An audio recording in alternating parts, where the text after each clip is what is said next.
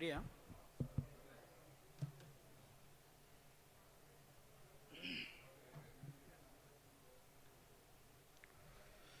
On behalf of Telangana Sahitya Academy, I welcome you all for this book launch program of the best possible experience stories by Nishanth Injam. It is his first, that is, debut book written by him. A warm welcome to all once again who are present here. Uh, Respected guests, audience, and also media friends. In this occasion, I would like to invite Nageshwar Rao garu. He is the moderator of the program.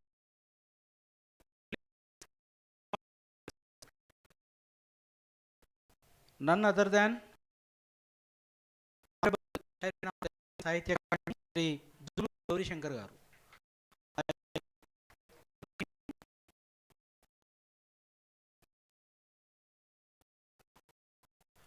Other than the Nishanth Injam is the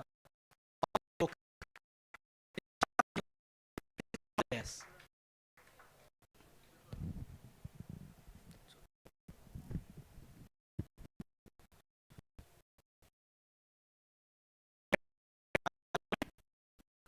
Sridhar Swami garu. Please come on to the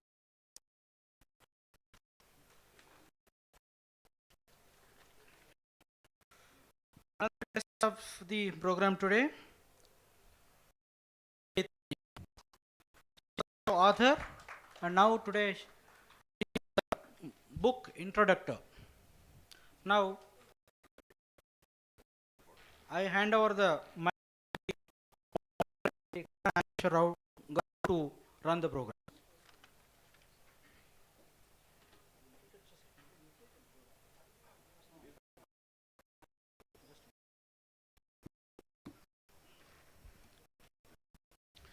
A very good of the best expectation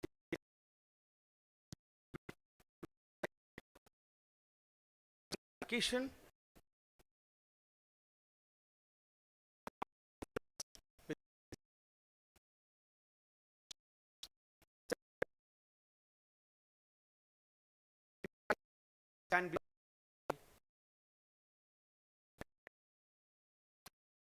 quality to experiences we all know.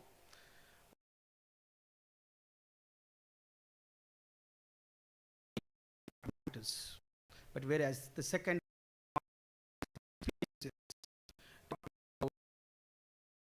reading the other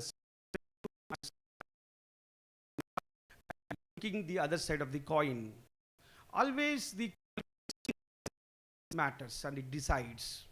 It makes difference.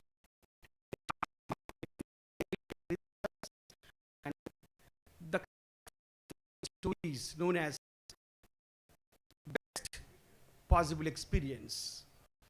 You may think that the experience because it makes the experience creatively. Some experiences make us to take the critical decisions undoubtedly after interacting with the author.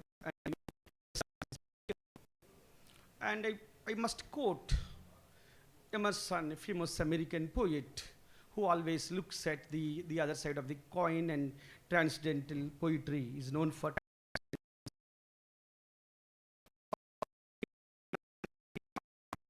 its past history or past glory, and the heaps of gold are the great civilization that we have. But undoubtedly, the greatness of any nation or an individual depends on the hardworking, honest, sincerity, and standing to the truth and all. And at this moment, I feel Shanti Jam, it's not a personal praise and it's not a boosting of thing. After going through, Gauri Shankar garu asked me and my friend Chandra Mohan sent me the book. I'm working as an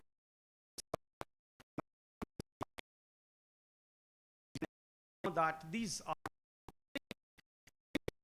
worth enough to read and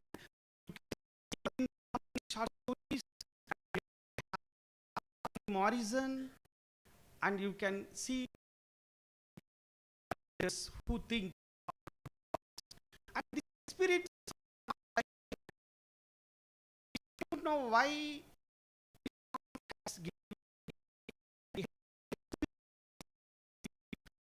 is 14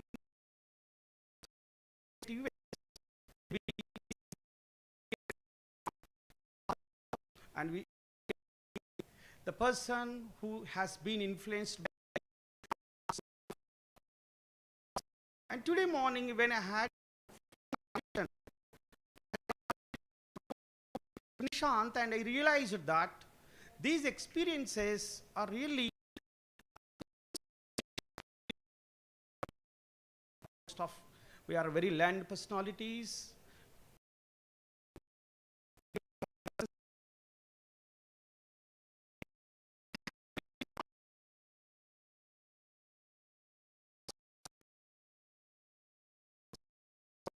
I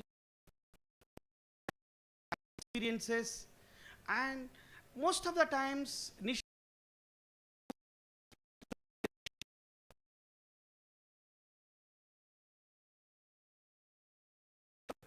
third person,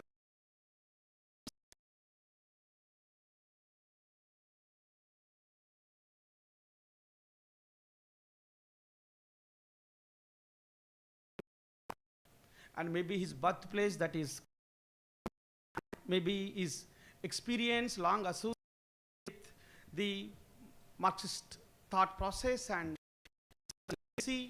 his association made him to think. We know that Francis Bacon rightly said some books are to be tasted, some are to be followed, and some are to be digested and chewed. And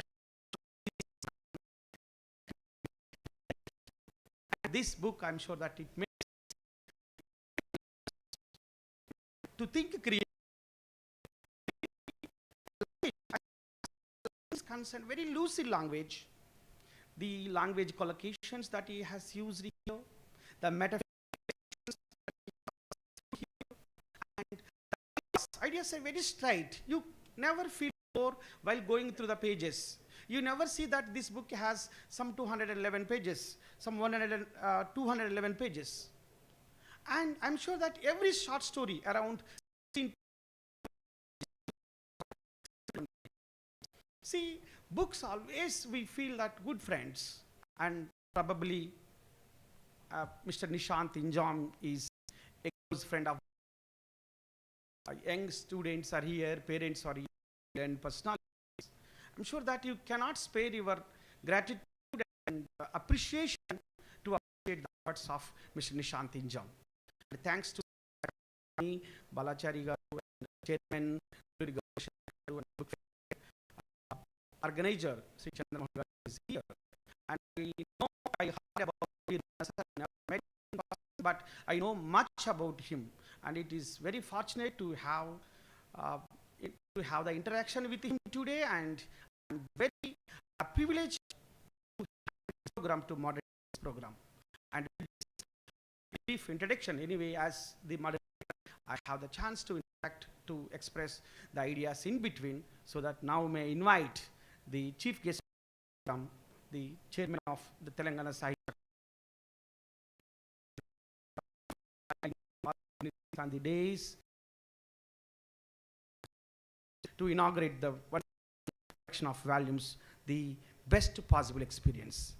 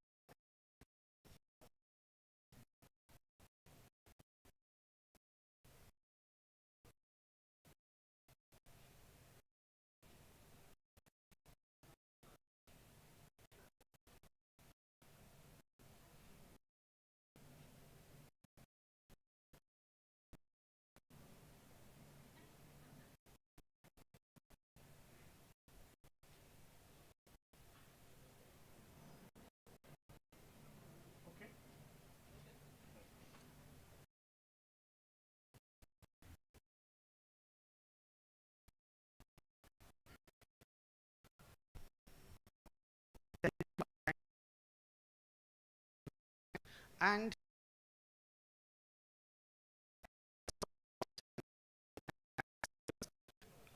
informed to go by the of the audience have the Telugu as the mother tongue. We know the Telugu except one or two. In fact, before inviting Sri Juluri Gauri Shankar Garu, we know well about his contribution in both Telugu speaking states. ఒక రకంగా చెప్పాలంటే సుదీర్ఘకాలంగా ఈ Telangana and Andhra Pradesh book ఫేర్ని ఒక స్టాండర్డ్గా Chandrababu Naidu academy ఒక book ఫేర్ని ఒక ప్రెస్టీజియస్ ప్రోగ్రామ్గా నిర్వహిస్తూ ఉంది. Last time also we took can active part in the book fair. ఈ బుక్స్ ఎందుకు చేయాలి? Why should we go for buy the books? Why should we buy the books? చాలామంది అనుకుంటారు we give the presentations to the students by different type of flowers and other things. But ఒక్కసారి మనం book presentation ఇచ్చిన తర్వాత that changes. Russia revolution రావడానికి కారణమైనవి books. మనం Russia mother చదువుతున్నప్పుడు మనకి పావెల్ క్యారెక్టర్ ఎక్కడో మనని ఇది ఆలోచింపజేస్తుంది. మ్యాక్సిమం గోర్కి రాసిన మదర్ 164 లాంగ్వేజ్లోకి ట్రాన్స్లేట్ అయింది. తెలుగులో కూడా విశాలాంధ్ర వాళ్ళు కోవిడి లింగరాజు గారు బాగా అద్భుతంగా ట్రాన్స్లేట్ చేశారు దాన్ని. అలానే రూట్స్ చదువుతున్నప్పుడు ఎలెక్స్ హెలీ తరతరాలుగా అమెరికాలో ఉన్న భాష ఉంది. How many came to America from different parts of continents. ఈ 7 తరాలుగా వచ్చినటువంటి రూట్స్ 7 తరాలు పేరుతో తెలుగులోకి వచ్చింది. తెలుగు సమాజంలో పుస్తకాలు చదివించుకునేది వాళ్ళకి కాదు. 75 ఎమర్జెన్సీ పుస్తకాలు ఎస్పెషల్లీ తెలుగు సమాజంలో, ఇంకా అందులో కూడా ప్రాంతంలో అయితే పుస్తకాలకు ఉన్న విలువ అంతా ఇంత కాదు. అందుకని ప్రపంచం అంతా మనీ డాలర్స్ వైపు పోతున్న ఈ టైంలో నిశాంత్ ఇంజామ్ ఒక మంచి ఎఫర్ట్ చేశారు. వారి ఎఫర్ట్స్కి మిమ్మల్ని అందరినీ మనస్ఫూర్తిగా వారికి అభినందనలు తెలియజేయవలసిందిగా చప్పట్ల ద్వారా అభినందనలు తెలియజేస్తున్నాను. చదివించడం కూడా ఒకటి. సాహిత్య అకాడమీ ఆధ్వర్యంలో జరిగిన బుక్ ఫేర్లో దాదాపుగా నాకు తెలిసి ఒక 3000 పుస్తకాలు ఇనాగరేట్ అయ్యి ఉంటాయి. ప్రతి పుస్తకానికి గౌరీశంకర్ గారు రావటము, వారు ముందు మాట ఇవ్వటము, అక్కడ బుక్స్ చదవటము, మేము మాట్లాడటము, వాటి మీద చర్చ చేయటం, ఇవన్నీ జరుగుతూ ఉన్నాయి. అంటే సమాజంలో తెలంగాణ సాయుధ పోరాటమైన, రక్తపాతం లేనటువంటి అమెరికా విప్లవమైన, రక్తపాతంతో కూడినటువంటి బోల్షిక్ విప్లవమైన, చైనా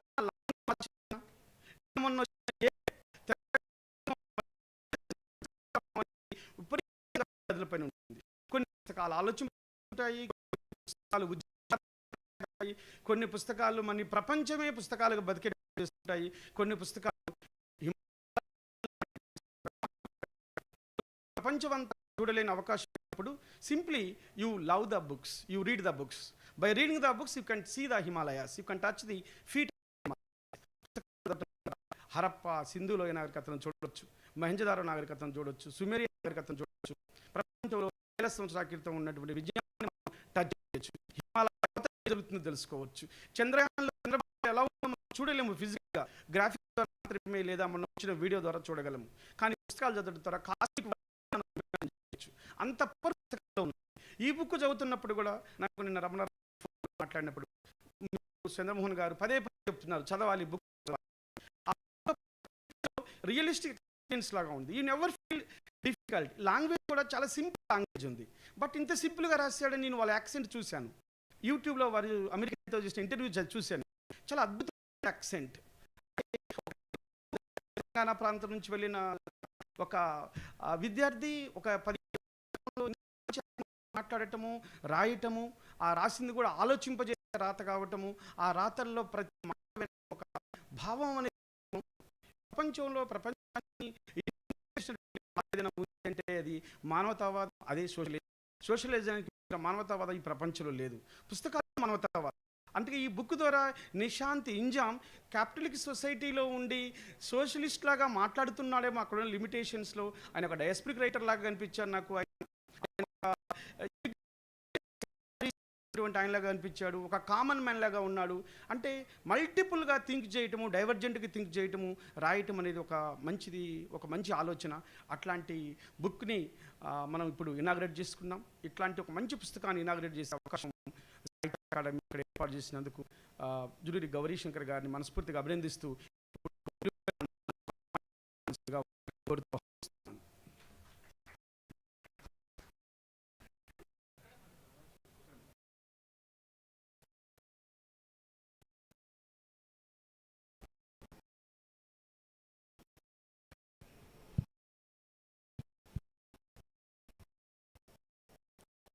సభకు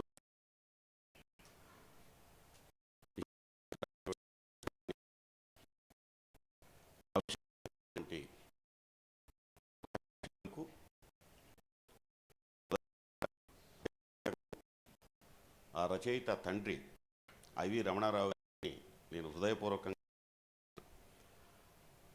జనరల్గా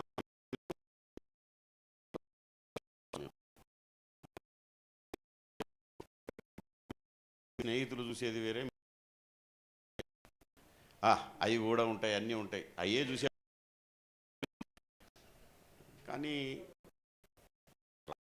వాళ్ళు కొంత విజ్ఞానాన్ని రచనలను అందించే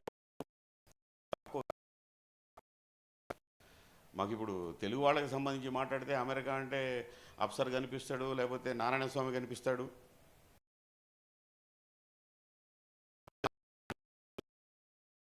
ఇట్లా మనం ఈ కొత్త పిల్లవాడు అన్నటువంటి ఒక భావం బలంగా ఉంది.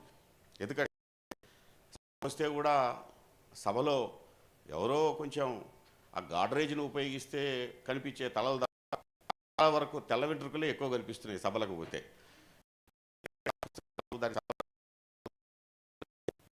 రాసేవాళ్ళు పెరుగుతుందని అన్నది కూడా చాలా ముఖ్యమైనటువంటి విషయం. వెళ్ళడం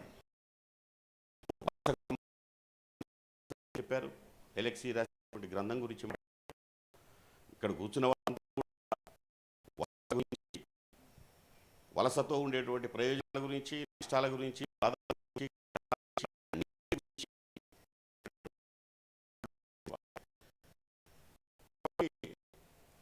ఏది రాసినా అది కవిత్వమైన జీవిత అనుభవం నుంచి వచ్చినటువంటిది. చాలా వరకు అమెరికా పోయినటువంటి వాళ్ళు కాబట్టి ఆ ట్యూబుల ద్వారా చాలా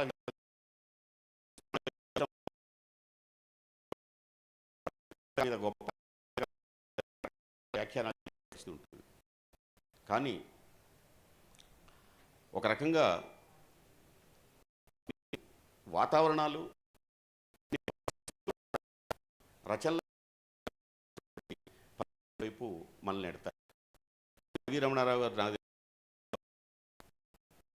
ఆయన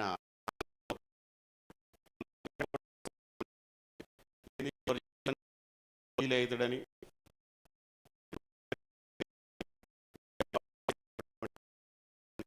కానీ మా ఇంగ్లీష్ అధ్యాపకుడు యొక్క కొడుకు ఇంగ్లీష్లో పట్టు సాధించాడు. ఫస్ట్ పాయింట్, ఇంగ్లీష్లో పట్టుతో అమెరికా వెళ్ళాడు, ఒక ప్రాజెక్ట్ మీద వర్క్ చేశాడు. ఆ వర్క్ చేసిన దాంట్లో వచ్చి మళ్ళీ బయటకు వచ్చాడు. ఇది ఒక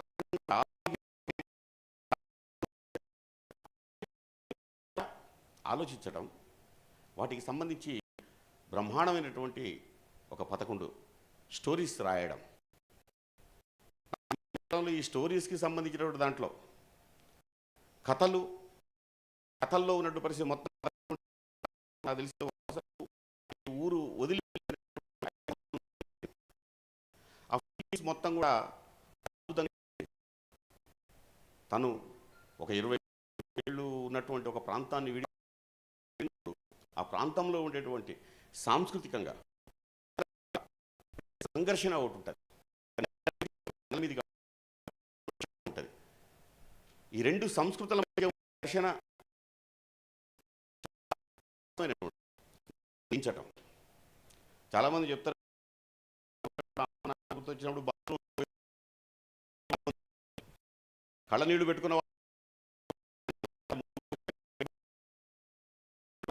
లేదు, అమెరికా అలవాటు అయిపోతుంది. మాకున్న ఫెసిలిటీ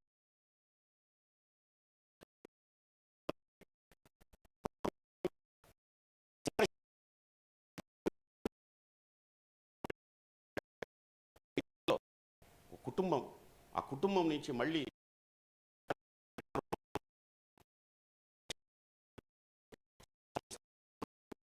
ఒక సామాన్య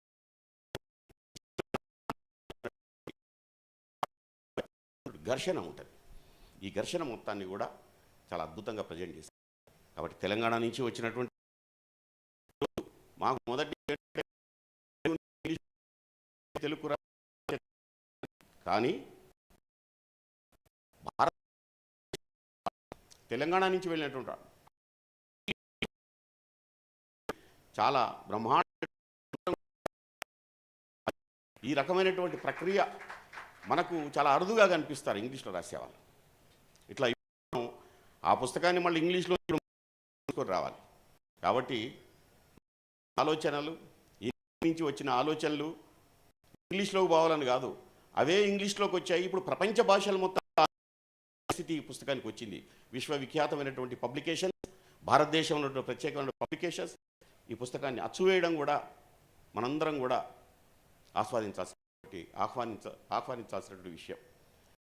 నిజంగా సాహిత్య అకాడమీకి సంబంధించి కూడా మేము చేసే పని కూడా ఏంటంటే తెలుగు ఇంగ్లీష్కు అటు నుంచి ఇటు ఉంటుంది తప్ప అటు నుంచి ఇటు వచ్చేటువంటి వాళ్ళు చాలా తక్కువ మంది ఉన్నారు. అందులో సృజనాత్మకత ఉన్నటువంటి వాళ్ళు తక్కువ మంది ఉన్నారు. అందులో ఈ తరం నుంచి వచ్చిన వాళ్ళు. ఇది మన రాష్ట్రానికే కాదు, ఇది మన దేశానికి కూడా గర్వకారణమైనటువంటి విషయం. ప్రపంచంలో మన యొక్క అస్తిత్వాన్ని, మన యొక్క భావాల్ని ఒక జెండాగా ఇచ్చే పరిస్థితి మన మిత్రుడు నిశాంత్ చేసినందుకు, అది నాకు బాగా మనందరికీ బాగా ఆప్తుడైనటువంటి ఐవి రమణారావు గారి యొక్క కొడుకు కావడం చాలా చాలా ఆనందించవలసిన విషయం, సంతోషించే విషయం. మీరు మా సాహిత్య అకాడమీకి కూడా మీ యొక్క రచనలను మొత్తం కూడా తెలుగులోకి తేవడానికి మేము ప్రయత్నం చేస్తాం. అట్లాగే ఈ పుస్తకాన్ని కూడా ఒక ఫెస్టివల్లా చేసుకోవడం, బుక్ ఫేర్ జరుపుకోవడమే కాదు, పుస్తకాన్ని ఫెస్టివల్లా చేసే పరిస్థితి లేదు మనకు. ఆభరణాన్ని అందంగా అపార్ట్మెంటుల్ని తీసుకుపోయి మా అపార్ట్మెంటు, బెడ్రూము, ఈ రూము, ఆ రూము, ఆ డెకరేషన్, ఈ డెకరేషన్ సంతోషంగా ఒక పుస్తకం వచ్చింది. చాలా విలువైన పుస్తకం విషయాన్ని టీచర్స్, లెక్చరర్స్, చదువుకున్న వాళ్ళు ఈ పాఠశాలలకి దీన్ని ఒక ఫెస్టివల్లా తీసుకోవాలి, పండుగలాగా తీసుకుపోవాలి. ఆ రకమైన వాతావరణం కూడా కలిగించాలి. కాబట్టి నేను నుంచి అట్లాగే మా చంద్రమోహన్ సెంట్రల్ యూనివర్సిటీ నుంచి మనకున్నటువంటి విశ్వవిఖ్యాతమైనటువంటి విశ్వవిద్యాలయాల్లో కూడా దీన్ని డిబేట్ పెట్టండి. ఫస్ట్ ఎంఏ పిల్లలకు పెట్టండి. ఈ చాలా వరకు దీంట్లో పాండిత్యం ఉండి మునిగితేనో లెక్కర్లా ఆ పిల్లల దగ్గర తీసుకుపోయి ఈ కథల్ని చదివించి అక్కడి నుంచి కొత్త నిశాంతులు బయటకు వచ్చేగా మనం తయారు చేయాలి. ఆ రకమైనటువంటి పరిస్థితి మనం కల్పించాలి. ఇది సాహిత్య అకాడమీ ఈ పని చేస్తున్నందుకు గర్విస్తున్నాం. నిశాంత్ని హృదయపూర్వకంగా అభినందిస్తున్నాం. Thank you.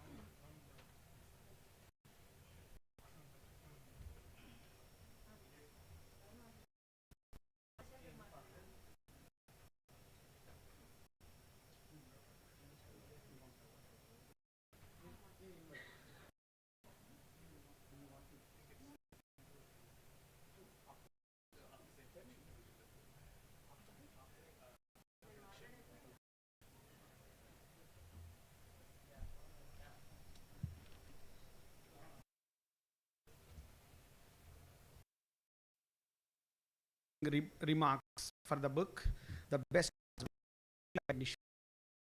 and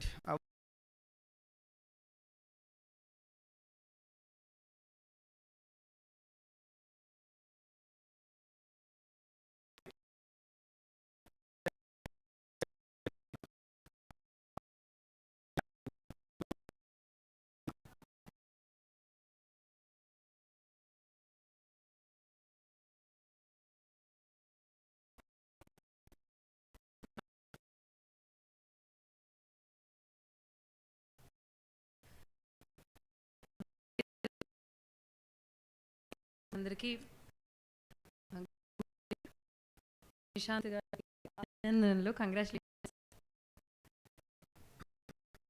సీత మాట్లాడుతూ చాలా బ్యూటిఫుల్ ఈ స్టోరీస్ కి సంబంధించినటువంటి దాంట్లో కథలు, ఈ కథల్లో ఉన్నటువంటి పరిస్థితి మొత్తం 11 ఉంటే ఆ 11లో నాకు తెలిసినంత వలసకు అట్లా ఈ ఊరు వదిలి వెళ్ళిపోయినటువంటి 5 కథలు ఉన్నాయి. ఈ స్టోరీస్ కి సంబంధించినటువంటి దాంట్లో కథలు, ఈ కథల్లో ఉన్నటువంటి పరిస్థితి మొత్తం 11 ఉంటే ఆ 11లో నాకు తెలిసినంత వలసకు అట్లా ఈ ఊరు వదిలి వెళ్ళిపోయినటువంటి 5 కథలు ఉన్నాయి. ఈ స్టోరీస్ కి సంబంధించినటువంటి దాంట్లో కథలు, ఈ కథల్లో ఉన్నటువంటి పరిస్థితి మొత్తం 11 ఉంటే ఆ 11లో నాకు తెలిసినంత వలస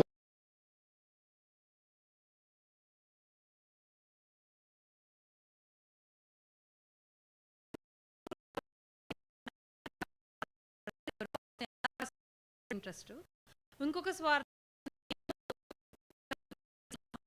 ఇంకొకటి. ఈ రెండింటి గురించి ఇంతకంటే నాకు డీటెయిల్స్ పంపించారు. నేను నుంచి యుఎస్ వెళ్ళిన ఇంగ్లీష్లో కథలు, షార్ట్ స్టోరీస్. మనకి ప్రిజుడిస్ ఉంటుంది, అమెరికాకి వెళ్ళిన మన మీద 4 జోకులు, ఇండియన్స్ ఇంకా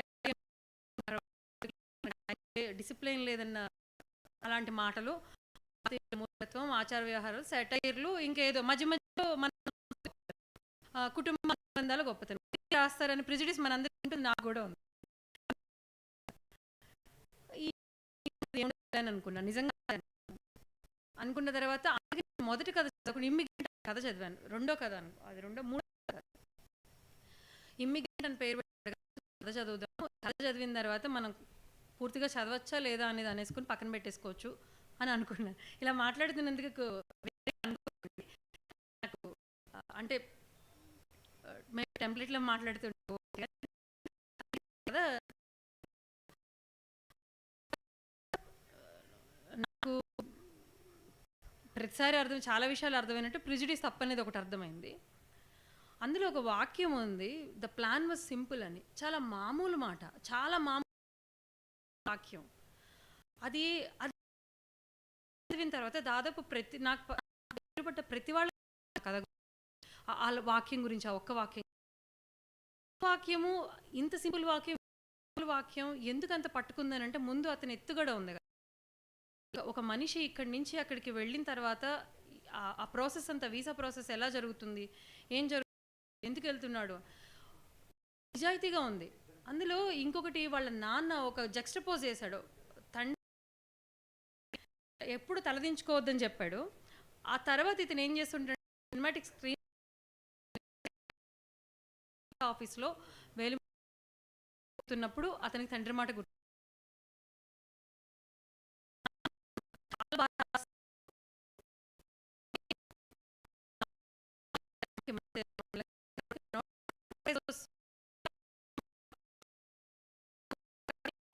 అవుట్ సైడర్ లానే చదవగలిగాను. అలా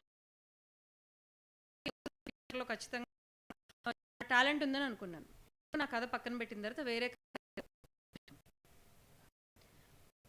ఇంకా ఈ స్టోరీస్ కి సంబంధించినటువంటి దాంట్లో కథలు, ఈ కథల్లో ఉన్నటువంటి పరిస్థితి మొత్తం 11 ఉంటే ఆ 11లో నాకు తెలిసినంత వలసకు అట్లా ఈ ఊరు వదిలి వెళ్ళిపోయినటువంటి 5 కథలు ఉన్నాయి. ఇంగ్లీష్ అధ్యాపకుడి యొక్క కొడుకు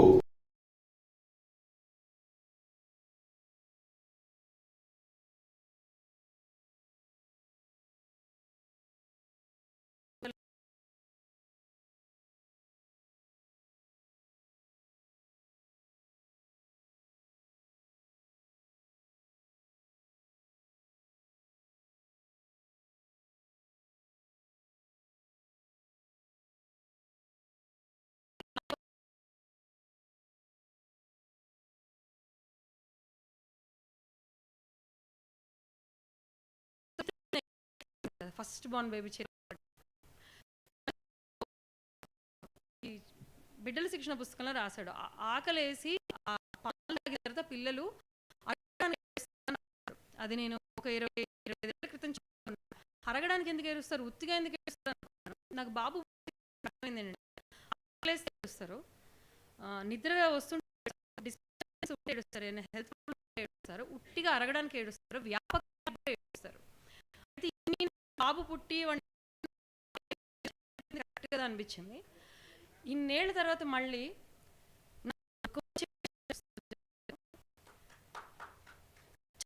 థెరపీ లాగా అనిపించే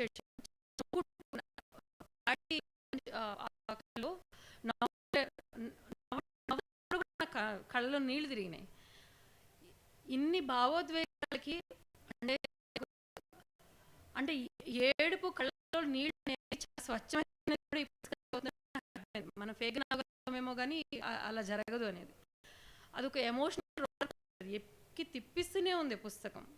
ప్రతి కథని అది మొదట ఆ వాతావరణం సెట్ చాలా తెలివిగా చేశాడో, లేకపోతే అతను జెన్యున్గా ఆ పర్సన్ నాకు రచయిత నాకు తెలియదు కాబట్టి నేను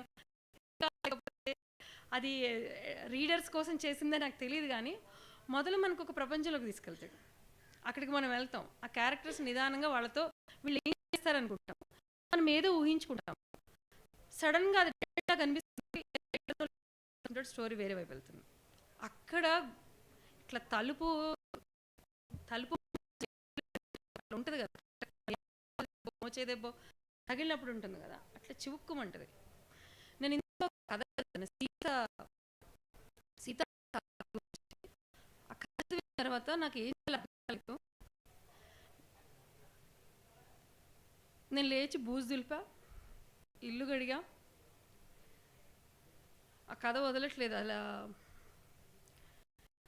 ఆ కథలో పేజీలు ఇలా తిరిగేస్తున్నప్పుడు సీత నాగాయలంక ఏదో హౌస్ నెంబర్ ఉంది, Krishna district, Andhra Pradesh, India, earth milk. నేను నవ్వుకున్నాను, ఇది కామెడీగా ఉన్నట్టు, ఈ కథ మనం చదువుదాం అనుకున్నాను. అది ట్రాప్ అని నాకు తెలియలేదు, ఫన్నీగా ఉంది అనుకున్నాను.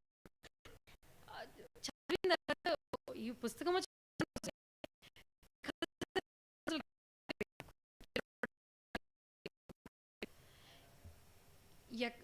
మన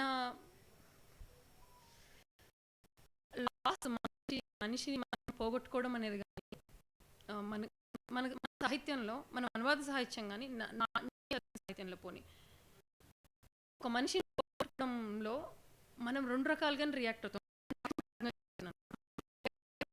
మనకి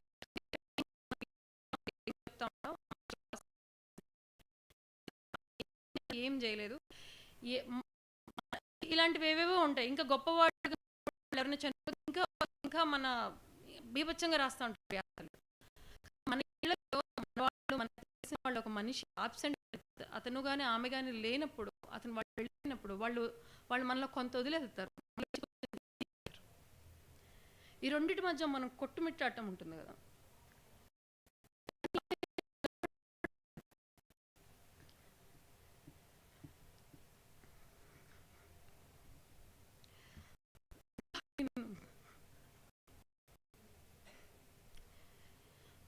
అలా అని కథలు అంటే కాదు, లక్కీగా ఆ ఫ్యామిలీ వాళ్ళ ఇంట్లో భోజనానికి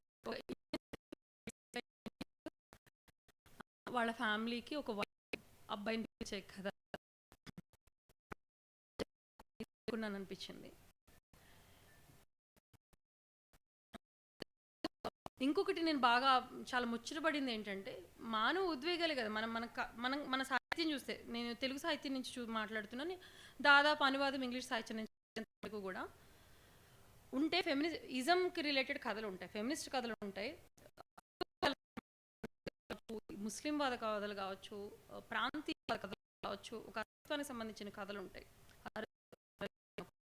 సంబంధించి ఆర్ ఇన్ జనరల్ ఏమీ కాకుండా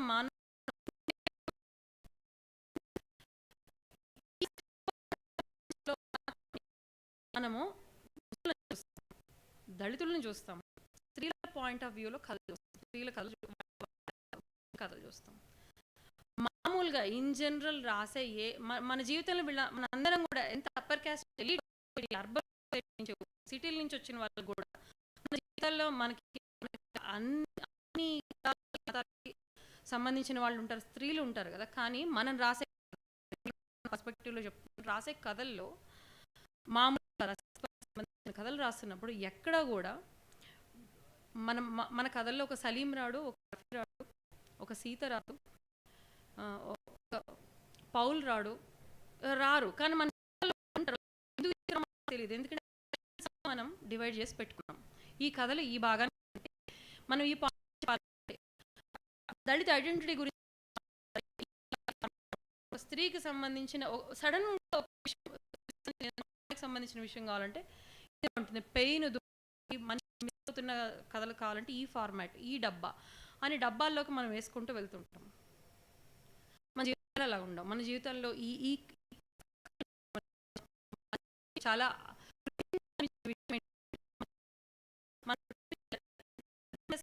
స్నేహితులు ఉన్న వాళ్ళందరూ ఇందులో ఉన్నారు.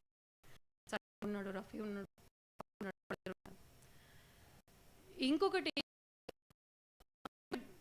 చాలా స్పెషల్గా అనిపించింది ఏమంటే, దళితులకు సంబంధించిన కథలు చదివినప్పుడు మనకి దాదాపు పోరాటం ఫైటింగ్, ఎందుకంటే రిపీటెడ్గా కథ రాస్తున్నారు. ఒక అప్పర్ కాస్ట్ వాళ్ళు రాస్తున్నప్పుడు ఒక పర్స్పెక్టివ్తో రాస్తారు, ఒక దళిత్ బ్యాక్గ్రౌండ్ రాస్తున్నారు ఒక పర్స్పెక్టివ్తో రాస్తారు, మళ్ళీ దళిత్ విమెన్ రాస్తున్నప్పుడు ఇంకో పర్స్పెక్టివ్. వీటి మొత్తంలో ఏముంటుందంటే దాదాపు ఆ కథ ఎటు వెళ్తుందో మనకు తెలుసు, ఎటు ఊహించగలుగుతాం. సాహిత్యాన్ని దళితుల్లో అప్రెషన్కి గురి చేసాము, సాహిత్యాన్ని కూడా అలాగే అప్రెషన్కి గురి చేస్తాము. తప్పిసరికి ఎవరైనా ఎలిట్ ప్రకాష్ వాళ్ళు పుస్తకం పట్టుకున్నప్పుడు ఎలా వెళ్తుంటాయి. ఇందులో ఈ టైటిల్, ఈ స్టోరీ ద బెస్ట్ కథ, అది కథ సగం వరకు కూడా అతను ఏం చెప్తున్నాడో, ఏ బ్యాక్గ్రౌండ్ నుంచి వచ్చిన మనుషుల గురించి చెప్తున్నాడు నాకు అర్థం. ఎప్పుడైతే అతను రంగు గురించి, కులం గురించి మాట వచ్చిందో నాకు దిమ్మ తిరిగిపోయింది. అరే, మనము ఒక తాత మనవుడు కానీ, ఒక తండ్రి కొడుకు అన్నా కానీ, ఒక తాత మనవుడు, ఒక తల్లి కూతురు, ఇలాంటివన్నీ ఒక రిలేషన్స్ మనం చెప్తున్నప్పుడు, ఒక అస్తిత్వవాదం గురించి చెప్తున్నప్పుడు మొట్టమొదటి మనకి ఏంటి, కొన్ని కష్టాలు, లేకపోతే అతి మంచి పల్లెటూరులో వాడిన వాళ్ళందరూ మంచి వాళ్ళు, మళ్ళీ ఇందులో గీతలు గీసుకుని ఆ బాక్స్లో పెడతా ఉంటాం. 2వ క్లాస్ 3వ క్లాస్ వాళ్ళకి బాక్సులు ఇచ్చే మ్యాథ్స్ లెక్క ఆ బాక్సులు కరెక్ట్గా ఫిట్ చేస్తూ ఉంటాం. ఇతను మొదలుపెట్టిన చదివినప్పుడు అది ఎవరికదైనా కావచ్చు, ఈ అనేది ఎవరికదైనా కావచ్చు. ఆ పౌల్ గురించి అనుకోము, ఆ పోర్చుగీస్ బ్యాక్గ్రౌండ్ గురించి అనుకోము, ఆ తండ్రి గురించి మన అమ్మ నాన్నలా బిహేవ్ చేస్తూ ఉండొచ్చు, మనకి డబ్బులు సంపాదించి పెట్టండి. దాని ఒక అతని ఇంకో వైపు నుంచి చూసినప్పుడు, ఆ తండ్రిని ఇదే పర్సన్ ఇంకో వైపు నుంచి చూసినప్పుడు ఒక మోసగాని కథ కూడా రాయొచ్చు. ఎన్ని ఓపెనింగ్స్తో దాన్ని ఓపెన్ చేశాడంటే, అక్కడ అతని బ్యాక్గ్రౌండ్, దళిత్ బ్యాక్గ్రౌండ్ వచ్చినప్పటికీ ట్విస్ట్. ఇలా దళిత కథలను రాసిన కథ నేను చూడలేదు సాహిత్యం. అంటే ఒక స్టాంప్ కాకుండా ఒక భిన్నంగా ఏదైతే ఒక ఆకారంలో కానీ లేకపోతే ఊరు బయట ఉంచడం అనేది కానీ, ఇది దళిత కథ తెలిసే విధంగా ఎలా ఉంటుంది, దాన్ని సెగ్రిగేషన్ సాహిత్యంలో జరిగింది. నేను అస్తిత్వవాదం సైడ్ నుంచి చెప్పట్లేదు, పాజిటివ్ యాంగిల్లో చూసినప్పుడు కూడా ఏదైతే కాలు రగరేసుకుని తిరుగుతాం అందులో సెగ్రిగేషన్ జరిగింది. దానిని ఆ ఫార్మాట్ని బదులు కొట్టాడు. ఆ తండ్రి కొడుకులు ఎవరైనా కావచ్చు, వాళ్ళిద్దరికి ఎవరైనా, ఏ తండ్రి కొడుకుల మధ్య ఏ రిలేషన్ ఉంటుందో అది ఇద్దరు వైట్స్ మధ్య కావచ్చు, ఒక వైట్ బ్రౌన్, ఒక వైట్, ఒక వాళ్ళకి ఒక ఇంటర్ రేస్ బాబు పుడితే ఒక బ్రౌన్ కావచ్చు, ఎవరైనా కావచ్చు, ఎవరికైనా అప్లై చేయొచ్చు. అలాంటి బంధాల్లో ఎలాంటి తండ్రి కొడుకులు ఉంటారో అలాంటి కొడుకులు కానీ, అలాంటి తండ్రి కొడుకులు అతని ఈ నేపథ్యం తీసుకొని వచ్చి ట్విస్ట్ ఆ కథ వర్ణించినప్పుడు నేను చాలా థ్రిల్ అయ్యాను. ఇదే అనుకున్నాను, అంటే మనం ఏ కథ చెప్పదలుచుకున్నా మనిషిని తట్టే కథ, మనుషులందరూ సమానమైన ఎలా చెప్పాలి, సమానమైన అభిప్రాయాలు, ఫీలింగ్స్, ఎమోషన్స్ ఉంటాయి అనే విషయాన్ని మనం ఎరుక కలిగించినప్పుడు, అట్లాంటి ఎరుక కలిగించిన కథ అది. ఆ సమానమే అని చెప్పాలంటే దానికి ఎర్ర రంగు నీలి రంగు కూడా కాకుండా ఇంకో విధానం కూడా ఉంటుంది అనేది నాకు ఈ కథ నేర్పించింది. ఇంకో కూడా రాయించిన ఆధారంగా నేను ఆ కథని ఇప్పుడు ఈ అనాలిసిస్ చేస్తున్నాను, కానీ నేను చదువుతున్నప్పుడు ఇలా అనుకోలేదు. అంటే అది ఫీల్ అయ్యాను కానీ అలా అనుకోలేదు. సీత కథ, ఇందాక నేను చెప్తున్న సీత కథ గురించి కూడా అది ఆ పాప మనకు స్టీరియోటిప్గా మన అరుణ్ సాగర్ గారు రాస్తారు తండ్రికి తొలి నమస్కారం. అది కాకుండా మామూలుగా మనకి తండ్రి కొడుకు ఎలా ఉంటారు, తల్లి కూతుళ్ళు అంటే ఎలా ఉంటారు, తండ్రి కూతుళ్ళు అంటే ఎలా ఉంటారు, మన సాహిత్యం మొత్తంలో ఎలా అంటే ఒక స్టీరియోటిపికల్ ఫార్మాట్స్ అనమాట వాటిని. తాత మనవరాలు కూడా అలాగే ఉంటాయి. ఇంకొకటి ఆడపిల్ల మెచ్యూర్ ఎలా ఉందనేది ఇంకొక ఫార్మాట్ ఉంటుంది. పండగ చేస్తారు, మొదటి 10 రోజులు బయట పెడతారు, 10 రోజులు 11 రోజులు ఎన్నో రోజులు టచ్ చేయరు. ఆ తర్వాత ఒకరోజు ఫంక్షన్ బీభత్సంగా నగలేస్తారు, ఫంక్షన్ చేస్తారు. ఆ పాపకి ఫస్ట్ టైం జరుగుతున్న చేంజ్ ఏంటి, ఎమోషనల్గా ఎలాంటి ఏం జరుగుతుంది, బాడీలో చేంజెస్ వస్తాయి కదా. ఈ రోజున నువ్వు అన్టచబుల్, నువ్వు తట్టుకోలేవు, నువ్వు దూరం పెడుతున్నావు. రెండో రోజున నువ్వు మహారాణిలాగా ఒక చైర్లో కూర్చోబెడతారు. డిఫరెన్సెస్ ఆ పాప తీసుకోగలదో మనం ఎవరికి తెలియదు. వీటన్ని ఇలాంటి ఎమోషనల్ దాని గురించి రాయం ఈ కథ. ఈ బ్యూటీ ఏంటంటే అది లేయర్స్లో తెలుస్తుంది. లేయర్స్గా ట్రామా ఆల్రెడీ ఉంది, ఫాదర్ లేరు, మదర్ లేరు, ఒక ట్రామా ఆల్రెడీ ఉంది. ఉన్న తాత, అమ్మాయి మెచ్యూర్ అయింది, అమ్మాయికి అర్థం కాని తాత అమ్మాయిని దూరం ఉంచుతున్నాడు చాలా రీజన్స్కి. పైకి ఒక కథ చెప్తున్నాడు, రెండో లేయర్లో కథ చెప్తున్నాడు, మూడో లేయర్లో కథ చెప్తున్నాడు. ఇలా కూడా అమ్మాయిలకు సంబంధించిన విషయాన్ని రాసిన ఇన్ని లేయర్స్లో క్రిటిసిజం చెప్పుకున్న లిటరేచర్ మనము అనాలిసిస్ చేసుకుంటూ రాసుకుంటున్నప్పుడు ఇది వేరే రకంగా టెక్నికల్ భాషలో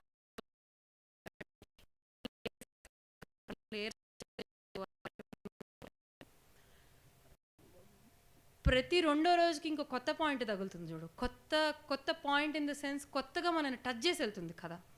అమ్మ చెంగు తగిలిపోయినట్టు అట్లా కొత్తగా అది ట్రూ మన హ్యూమన్ ఎమోషన్. ప్రేమ సార్వజనికమైన అన్ని యానిమల్స్కి, ప్రతి సేపియన్సే కదా పార్సేపియన్స్, అన్ని జంతువులకి ఉంటుంది. కానీ సోషల్ కన్స్ట్రక్ట్స్ ముస్లిం పక్కన పెడితే ముస్లింలు పాత్రలుగా ఉన్న కథల్లో ఒక విశాఖపట్నంలో ముస్లిం చదివారా? అతని ప్రొటాగనిస్ట్ నేను ఎప్పుడు చదవలేదు. అతని భార్య గురించి అతని భార్య గురించి అతను ఎంత తప్పిస్తాడు అనేది ఎప్పుడేం చదవలేదు.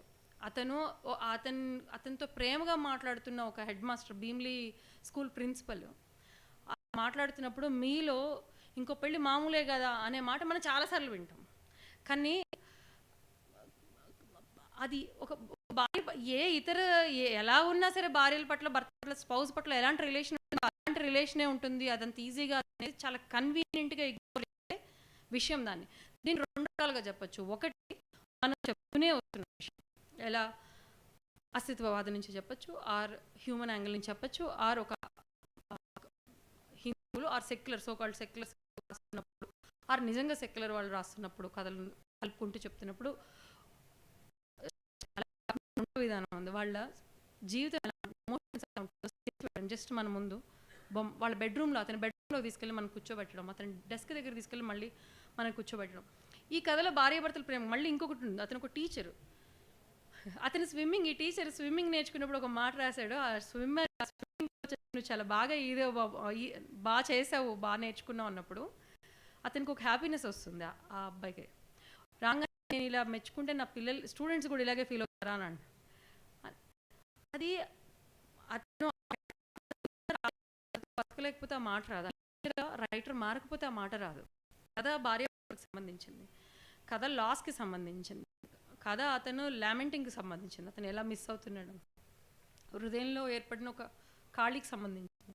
దాని గురించి ప్రొఫెషన్లో ఎక్కడో ఒక టచ్ చేయని పార్శ్వాలను టచ్ చేస్తూ సెక్యులరిజం పాయింట్ రాయగలుగుతాడు. చూడండి ఎట్లా ప్రసేన్ గారు కానీ సీతారాం గారు చెప్పిన బ్యూటిఫుల్గా ఎవాల్వ్ అయ్యాడన్న మాట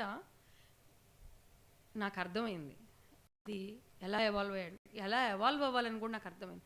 ఫైనల్ మనం విశ్వనరులం కావాలి. నేను విశ్వనరులో ఎలా అవుతామంటే బాక్సులు అనిసినప్పుడు అవుతాం. పికాసో గురించి మన ఇస్మాయిల్ గారు రాసి అతను గీసిన చెరిపేక్కువ, అతను మన కళ్ళ ముందున్న కటకటాలు చెరిపాడు, ఎగరడం నేర్చుకున్నాయి. అలా ఈ అబ్బాయి రకరకాలుగా చాలా చెప్పాడు మన కళ్ళ ముందు నుంచి. అతనికి తెలిసి చేశాడా, తెలియక చేశాడా, నేను మాట్లాడదాం అనుకున్నాను కానీ నాకు అసలు అతనితో కూడా మాట్లాడాలో కూడా నాకు అర్థం కావట్లేదు. నా వరకు నాకు చాలా పర్సనల్ వాయిడ్ ఉంది. చైల్డ్హుడ్ ఉంది, నాన్నలేరు. నాకు 60 ఏళ్ళు దాటి నేను 20 ఏళ్ళు ఉన్నప్పుడు 30 ఏళ్ళ తర్వాత మనిషి చచ్చిపోతాడు అనుకున్నాను. ఎందుకంటే మా నాన్న 30 దాటకుండా చనిపోయాడు. 20 ఏళ్ళ లోపల. నాకు 30 వస్తున్నప్పుడు 40 ఏళ్ళకి చనిపోతాడు. నాయనమ్మ చనిపోయారు. మనుషులు మిస్ అవుతున్నాను చాలా యంగ్ ఏజ్లో. 60 ఏళ్ళు రాకుండా ఇప్పుడు మా అమ్మ డెత్ బెడ్ ఎక్కింది. ఇవి ఎప్పుడు మాట్లాడాలి కూడా నాకు అర్థం కాదు. మాట్లాడచ్చా మాట్లాడకూడదా, ఇది ట్రామా అనేది కూడా మనకు తెలియదు. మన జీవితం నుంచి మనిషి వెళ్ళిపోతూ ఉంటారు. దాని గురించి అది మనకు మన దగ్గర నుంచి కొంత తీసుకెళ్ళిపోతుంది. ఏం తీసుకెళ్ళిపోయిందో తెలియదు, ఎలా భయపడాలో కూడా తెలియదు.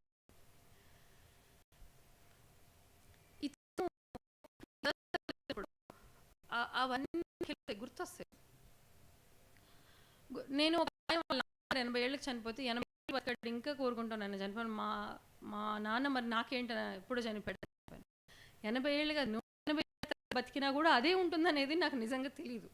నాకు ఇది చదువుతున్నప్పుడు లాంగింగ్ ఉంటుంది కదా, మనం కోరుకుంటాం కదా ఒక మనిషిని. తల్లిదండ్రులను చూడాలి, మన బిడ్డలు మన మీద పడేవాళ్ళు, కానీ మన బిడ్డల మీద మనం పడే అడవకూడదని చెప్పాడు ఒకసారి. అది చాలా కష్టం అని. కానీ కూడా కష్టం, చాలా కష్టం. అయినప్పటికీ ఎలాంటి కోరిక ఉంటుందంటే మనమే ముందు అంటే మన పేరెంట్స్, అది చాలా చాలా ట్రామా ఉంటుందండి. మన పేరెంట్స్ మనం చూడకూడదు అనిపిస్తుంది. మనమే ముందు దుఃఖపట్టని చూడలేరు వాళ్ళు, అంత దుఃఖం తీసుకోలేరు అనిపిస్తుంది. పోనీ వాళ్ళే ముందు వెళ్ళిపోవాలంటే లాంగ్ లైఫ్ ఉండాలి చూడడం అనిపిస్తుంది. ఇది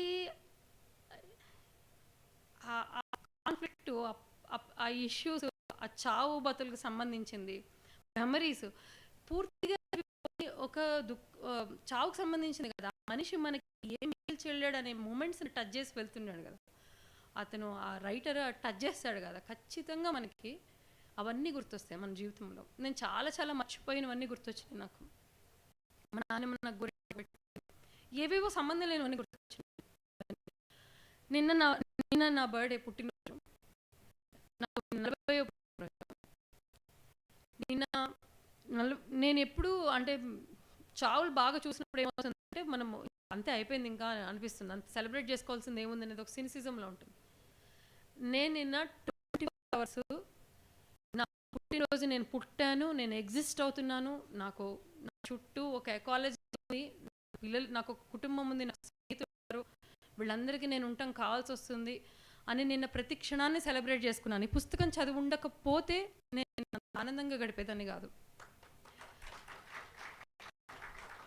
అంటే జీవితం అంత తీసుకెళ్ళిపోయింది అనిపిస్తుంది. ఏమి తీసుకెళ్తుంది, వచ్చేది వస్తుందని ఒక ఆశ కలిగించడం ఉంటుంది కదా, ఒక చిన్న ఊతం ఉంటుంది కదా, అది పుస్తకం నాకు ఇచ్చింది. చాలా థ్యాంక్ యూ నిశాంత్. నాకు మాటలు చాలాసార్లు ఫెయిల్ అవుతాయండి, మనం ఏం చెప్తున్నామో చాలాసార్లు ఫెయిల్ అవుతాయి. ఈ పుస్తకం ఇంకొకటి ఏంటంటే, నేను గూగుల్ ఆక్స్ఫర్డ్ డిక్షనరీ కూడా పక్కన పెట్టుకున్నాను. ఇంగ్లీష్లో రాసినప్పుడు మనం డిక్షనరీ వేసుకోవాల్సి వచ్చిన కఠినమైన ప్రశ్న ఒకటి ఉంటుంది కదా మన దగ్గర అనుకోండి. అస్సలు చాలా సింపుల్ ఇంగ్లీష్, ఎవరైనా చదవగలగచ్చు. అండ్ ఈ అబ్బాయి మొదటి 2-3 కథలు చదివినప్పుడు ఇతను ఖచ్చితంగా సినిమా తీశాడు అనుకున్నాను. తర్వాత ఇతను సినిమా, ఎందుకంటే ఇలాంటి వాళ్ళు సినిమాల్లోకి వెళ్తే, నేను అదే ఫీల్డ్లో ఉన్నాను కాబట్టి అది డబ్బులు పనిచేసి వేరే వెళ్ళిపోతుంది. ఇతను సినిమా తీయకూడదు, నా లాంటి వాళ్ళు ఎంతో భూతం అవ్వాలి ఇలాంటి కథలు అనుకున్నా. తర్వాత అలా సినిమా ఎక్కువ ఉంటుంది అనుకున్నా. తర్వాత ఈ కథలు ఇప్పుడు ఈయన జూలూరు గౌరీశంకర్ గారు తెలుగులో అనువాదం చేస్తే ఇప్పుడు నాకు కొత్త భయం పట్టుకుంది. తెలుగులో ఇతనే రాస్తేనేమేమో, ఇంకెవరు రాస్తారో, ఎలా రాస్తారో అనే ఇది అనువాదానికి లోకేది కాదని చెప్పలేను, కానీ అదే ప్లేన్లోకి వెళ్ళకపోతే, అంత ఓపెన్గా ఉండకపోతే, అంటే ఒక మనిషి ఏమి ఫస్ట్ బార్న్ బేబీ ఎంత ఓపెన్గా ఉంటారో మన థాట్స్ అంత ఓపెన్గా ఉండకపోతే అనువాదంలో చాలా విషయాలు మిస్ అయిపోతాయి. అట్లాంటి రైటింగ్ ఇది. నా సలహా ఉంటుందో మనకి ఎవరికి తెలియదు కాబట్టి, ఈజీగా ఉంది కాబట్టి, నేను చెప్పిన ఎక్స్పీరియన్సెస్ వాళ్ళకే ఉంటాయి, ఎవరి జీవితాలు వాళ్ళు ఎవరు. మీ నా రిక్వెస్ట్, నా సలహా కూడా. Thanks a lot. Thanks Nishant, very grateful to you. Thank you.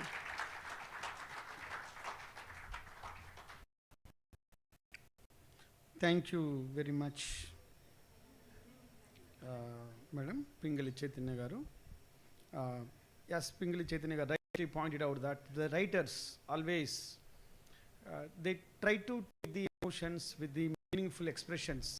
Here Nishanth Injam rightly pointed out the expressions of the human beings, and she has explained all the things in a very lucid and very emotional language. తెలుగులో కూడా మనం అంటుంటాం, మాటలతో చెప్పే విషయాలు రాతలతో తీసుకురావటం అనేది.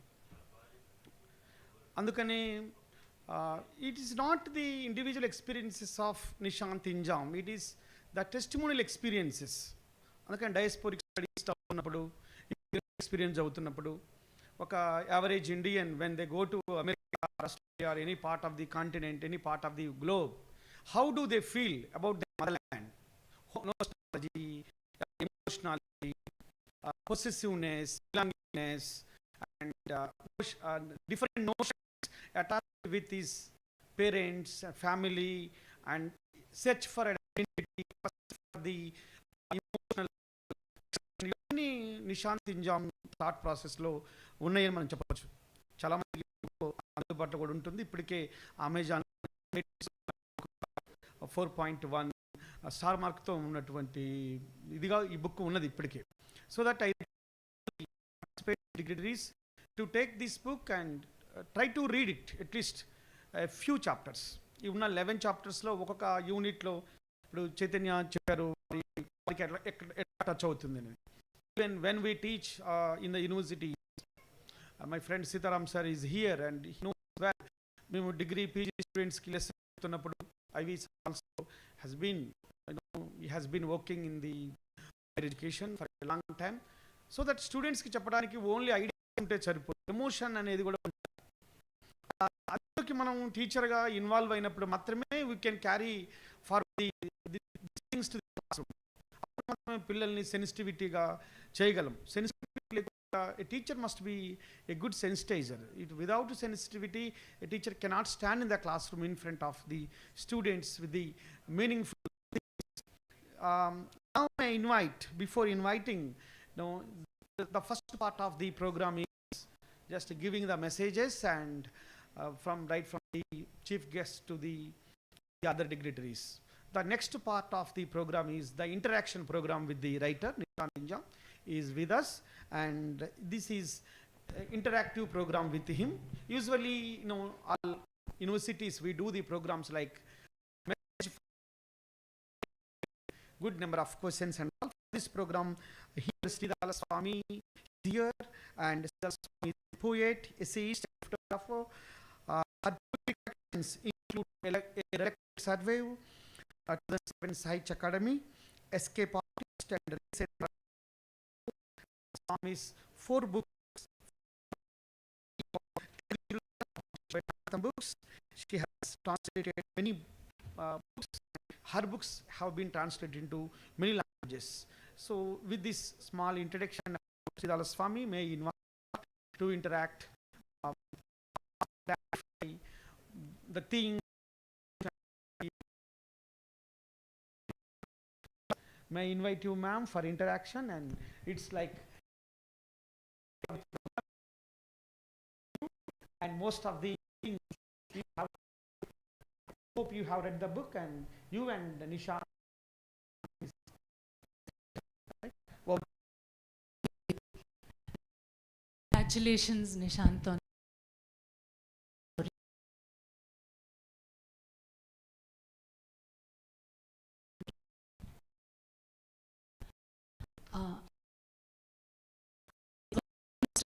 things to have a book in your own hand. Second, to see it being reviewed and it being reviewed well. But I think the best is to see one be moved by your work in your presence, as Chaitanya's reactions to your work. Yes, beautiful to see that. Thank you, Pingali. I was very moved and very happy that it had that effect on me. By asking you, You've said in interviews that you came to writing rather late. It's not something that you always imagined yourself wanting to do. So could you talk about your journey as a writer and your journey towards getting this book published? Sure. I, this 2014 until 2014, I never thought about being a writer. To me, a writer is somebody from somebody else. Somebody I would be reading news or reading or Jim. Like I thought they are writers. I'm just like an average person. I don't have facility in English to write. I always had that consciousness, and then I think the experience of moving to America, living there, sort of put me in a position where I felt like I needed to write, not to publish, not to show off in any capacity, but purely to give shape, to construct like a model replica of home using words. So that was the only goal. So I came to writing in that organic way, because I wasn't like trying to publish. I was trying to give shape to my feelings. But you switched horses in midstream and did an MFA from your engineering degree. So how did that happen? So once I started writing, within minutes of writing the first story, not it was just it's a draft of a different story. I realized immediately, this is what I'm into. This is giving me a level of happiness that I wouldn't have, that I wasn't getting anywhere else. So I started taking creative writing courses online, and then I realized there are universities, MFA programs in America, where they give you a stipend and like 2 to 3 years of education, where you can take many craft courses, and they'll give all these writers who can interact with. So that made me to the University of Michigan program. So MFA programs, universities now that are slowly beginning to have maybe a creative writing course, which is not the main credit, or that's you said you started and started doing some creative writing courses. Can writing be taught? What do you learn from having been through an MFA? There's nothing I learned in the MFA program that I didn't already know before. What the program gave me was 3 years of time to just read and write, and a network of with whom I can share drafts and then get their feedback. And the whole process, I think it's just an exercise in learning to see your own work better. Yeah. So what you looked for was community and a space in which to do reading that you probably didn't do.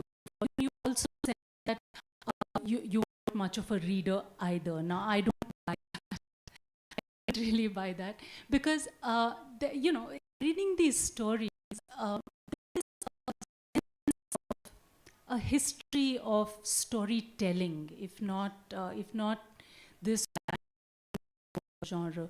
So I'd like to hear what your influences were, not necessarily in writing or anything, what your influences were. Sure. So when I said that, I meant compared to other American writers I was studying with, because they had grown up reading lots and lots of books. I was comparing with that. So here, I used to read Ruskin Bond a lot. I used to read R.K. Narayan. I remember like when my father got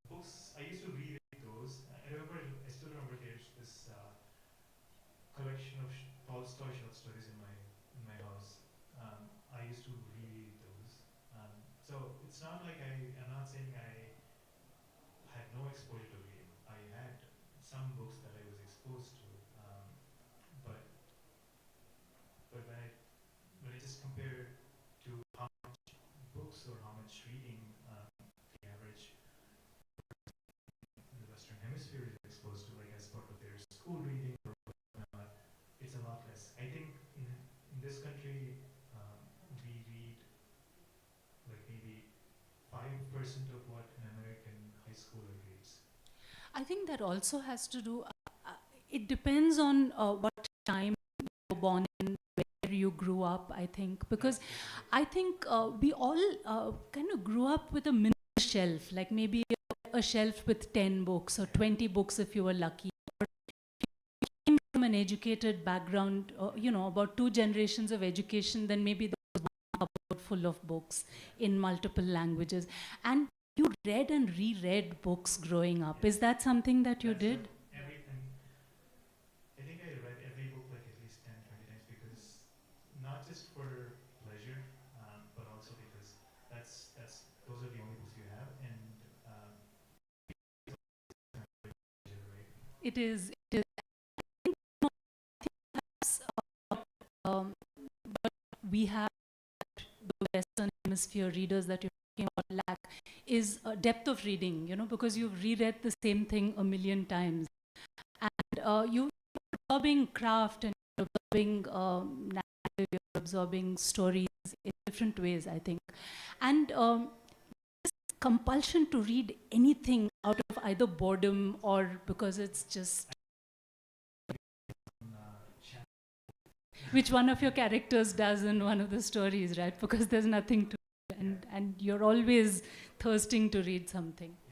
So, you know, coming to the substance of your stories, it's very interesting to see how much first-person narration there is, but also how much you're speaking through young people and through the voices of women. So can you tell me about your choices and how you choose your protagonist, how you choose the voice in which you want to tell the story? Thank you, that's a great question. Most often I don't start with the character in mind. It comes with start with the voice. For the story title Come With Me, I had this voice in my head that said, flies are like all the things that were memories. So in my head I was like, there's a voice that was trying to equate flies and memories.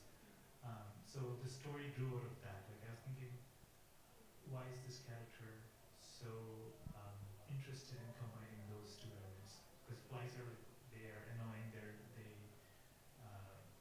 irritate us. They're very hard to catch. And sometimes memories are exactly like that. And I thought there was something there in the voice, and I was like following the voice, and the character grew out of that voice. So it's almost always an idea for me comes from voice, which is why there's a lot of first-person stories. Because first-person is really the way to get voice onto the page. But the other thing that I noticed in so many of your stories is, you know, when you think of family, think of what constitutes a whole. I think it changes from generation to generation. So maybe 2 generations ago, like my grandparents' generation would say a joint family or a large family is the family unit. But we've grown used to a more nuclear family. In your stories, it's not even just a nuclear family. There are deep absences within whatever constitutes the familial unit. Do you just want to speak about that? Yeah.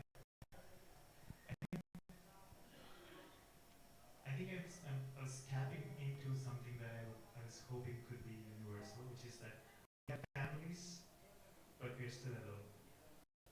And that's because all of those relationships that we have, they're not giving us, in essence, what we want. We are individually always moving or seeking greater love. And I think that's something that families are. So, I mean, we all idealize something. I mean, it's nice to idealize families, but deep down, I think, you know, there is a limit, because otherwise, there would be like nothing wrong with your life. Like you'd be absolutely happy, and we're never absolutely happy, right? So it's part of the human.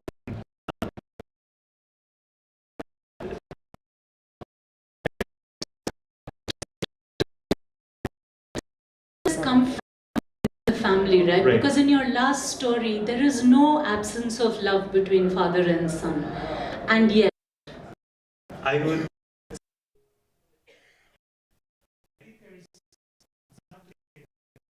There's no absence of love.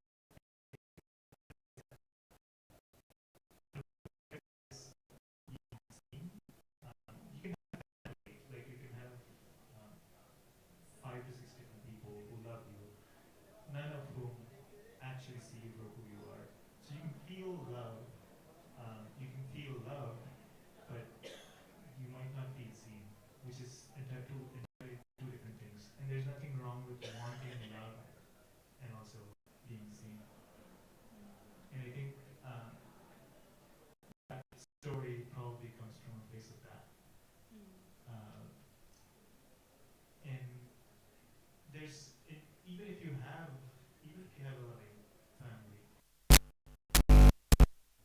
there's sometimes the world we live in impinges on us in a million different ways, and there's no way to navigate it all without sort of being hurt in the process. And I think that's just a normal experience that's of the life. condition of being That's alive, exactly. actually. Of opening yourself to and pain. You know, the other, of course, it's possible to being aware of the immigrant. There is already now enough diaspora for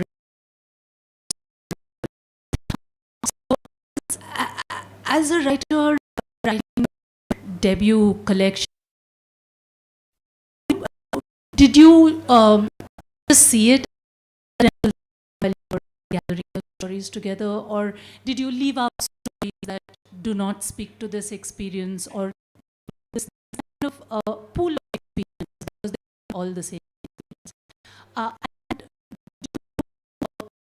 about certain food, what were your collection together and writing? I mean, is it just something that you discovered, or did you set out to write about an immigrant experience? Another great question. So the way I think about it is anybody who writes, any writer, any poet, great writers in this room. Like everybody who writes, I think, writes as an act of rebellion against the world they live in. So if I'm writing diasporic stories, or if I've written diasporic stories, I've written them because I believe the diasporic stories that exist right now are not adequately truthful. Missing elements of that experience. Like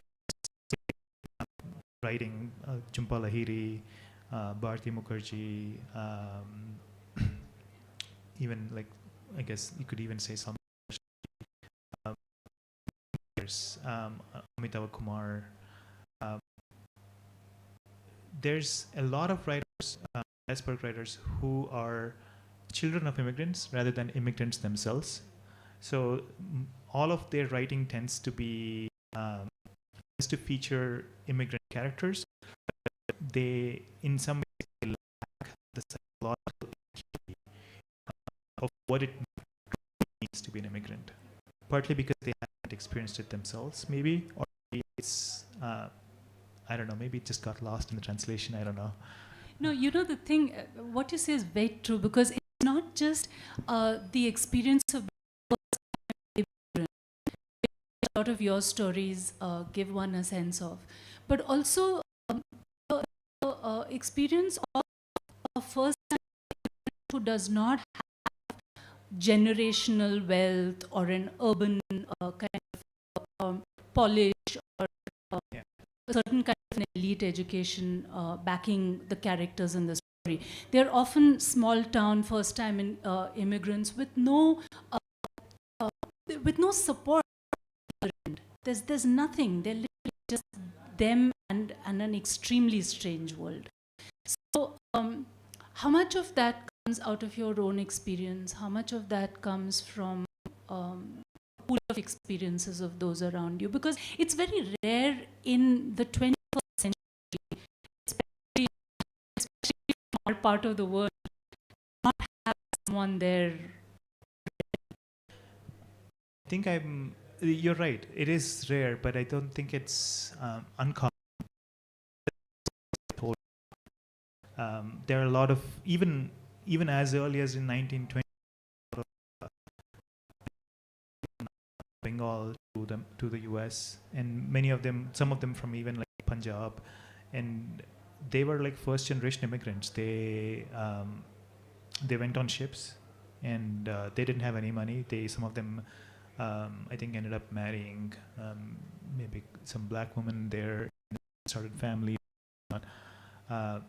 So it's not like those stories, those people. No, I meant now, a century ago. I think there's a lot of people, but you're right, it's just, we don't see them as much because stories are often told by people of a certain class, people of certain privilege, and that's exactly why.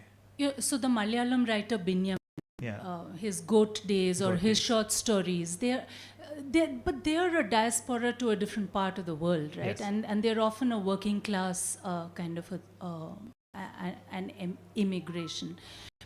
But can you also talk about return? Because I think that's part of what your stories cover. It's people who have temporarily lived, their positions elsewhere in the world are uncertain, their positions back home are uncertain also. And what are the psychological effects of a return to this place and to smaller towns? And the psychological effect is, I think it's the feeling of being in limbo. The place that you left is no longer, it's changed. It's changed in you don't exactly anticipate sometimes, and which it sort of makes you feel like country or the home is now gone. It will never come back. You'll always be like a stranger here, and you're anyway a stranger there. So it's like you're a stranger in everywhere. And you can, I sort of think of migration as a journey. Like once you go, there's like no return. I even think of it as what you were just saying about privilege and class. By sort of setting these stories in featuring characters who are less privileged, bringing out greater contrast in the experience that they are in their experiences. Because if I narrate a story about a rich person who just moves to America because it's the fancy thing to do, and who has absolutely no worries about money, no responsibilities, it becomes very confusing because the character themselves will be confused because they will be feeling a loss of some sort, but they also have enough privilege to move around in that world, and so I won't really be adding much value by just centering those stories, because I feel like I really wanted to talk about the sense of loss. I think the poet Ilya Kaminsky, he has this beautiful poem. The poem is called Joseph Brodsky is Dead. And he says, in plain speech, between the lines is no longer important. And by that he means it's suicide in a sense because it's the death of the previous self. There's absolutely nothing that you can go over from your old home into this new place. The culture is different, the language is different, the facial gestures are different. Like here, growing up here, I knew when somebody smiled, I knew what they were thinking. I was able to understand without them having to say a single word what emotions they might be feeling. But I know that culture historical knowledge that years and years of exposure, that you accumulate over years and of years. Like, none of that will actually be helpful in the new place, Yeah. because there you have an entirely new set of codes and cultures to learn. You don't have any of that. Like, is this person truly understanding? Is this person seeing me? You don't get that feedback loop. You have a feedback loop that you have when you're Yeah. speaking with somebody. Mm. You don't have all of that, and because you don't have all of that, you doubt every single thing you say, and because you doubt single thing you say, it's even to order something, ordering a chicken sandwich or even just a piece of bread. Like, you're ordering something, you don't know if the other person will understand you, because the other person will be like, repeat it, can you repeat it, can you Yeah. repeat it? Even your name, they will They will mispronounce never it. answer. There's always that gap. It makes you feel as if you don't exist in that same plane. You're just in this abstract sort of limbo where you're just interacting physically, but mentally you're being hacked piece by piece. Mm. So You're kind of being muted. You're being Right. made mute Right. by. So I thought that would be easier to demonstrate with characters of lower classes, because the difference is greater. Stark. Yeah. Actually, I do want to ask you, I mean, how consciously and embodied the way you write class, caste, gender, did you draw on memory, or is there enough of a community in the US that you can see these things playing out within the community over there? How did you navigate that while writing? Part of it is observation. As a writer, even before I was a writer, I was almost like a fly on a wall. Like, I was just watching, observing people. Went into the stories. Be transparent, be free of any prejudices. Just, I think, even now, I sort of don't think, it's very hard for me to think about myself as an individual person. Like, there's very few things that I want. I don't crave, I don't have this desire for like clothes or, or jewelry or, or even cars or like nothing. I don't have any of those desires. It's very hard for me to physically, to envision myself as this person. Like, sometimes it feels like as if I'm a brain sort of floating in the atmosphere, just watching Other people. Right. Yeah, So- because a lot of it you have to draw. I mean, there's that detail in the ice cream or there interaction with the boys on the road and these two girls and the games that they play, the meeting of the eyes and all of that. These are all things, or even Chaitanya mentioned, the way you write addresses, everyone's done that in their childhood. So there's this whole drawing from memory, but I feel like as a child, there are things that you're not aware of. Okay, and these are realizations that as an adult, as you grow up and you realize what your interactions with people mean. Yeah. You kind of overlay that on top of the experiences of a child. So it's really interesting to me, that story especially, to see this girl, probably like in her early to mid-teens, coming to several realizations about how gender works, about how patriarchy works, about how caste works, within the interactions between the boys, with her friend, with her aunt. And I just, I'm not sure what my question is over here. It's more of an observation, really. But I was interested to know, how you draw on your experiences as you're writing, because obviously, we all store huge reserves of memory Yes. from our childhoods, but by our selves, that are more political or are more aware of things. So how do you decide how much knowledge to allow a child of that age? That's very difficult to answer. But I think when I started writing that story, I knew I would be drawing on my own childhood memories of like feeling maybe not as attractive, or which is something I goes through, which I know. So I was drawing on that for sure. But also, I was thinking about characters and then employing from a craft perspective. It's in films we have this thing, method acting, right? So it's like, you know, when an actor is like trying to live in the character, you know, I sort of was following that. I was thinking about, okay, teenage girl, what would I be doing? What would I be thinking about? And then sort of being conscious about it. If I'm a Dalit, what would I be feeling?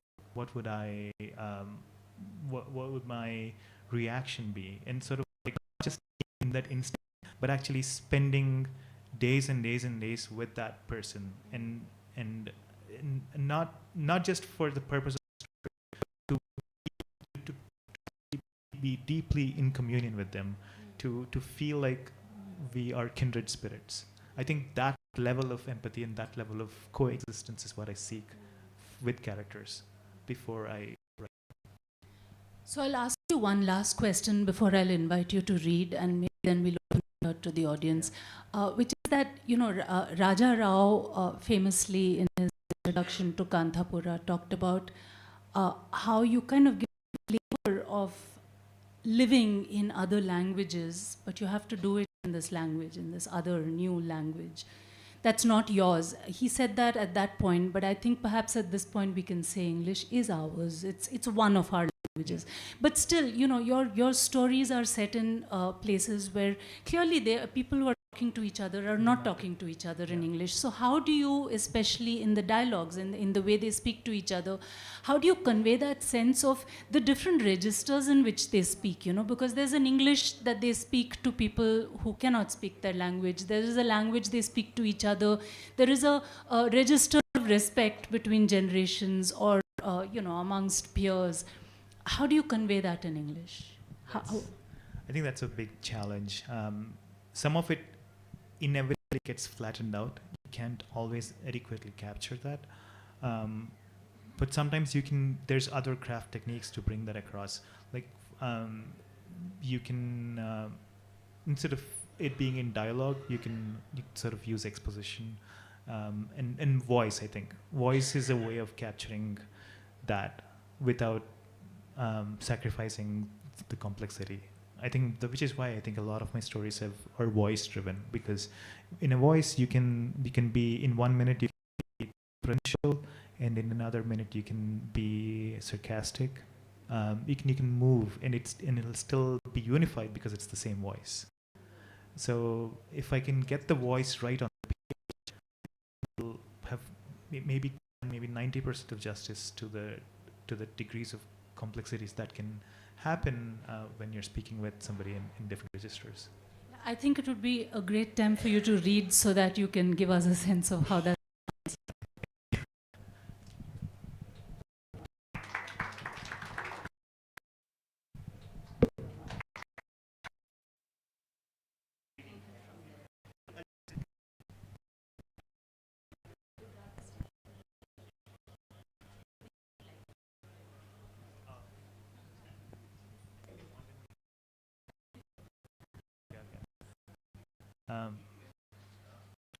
I'm reading a little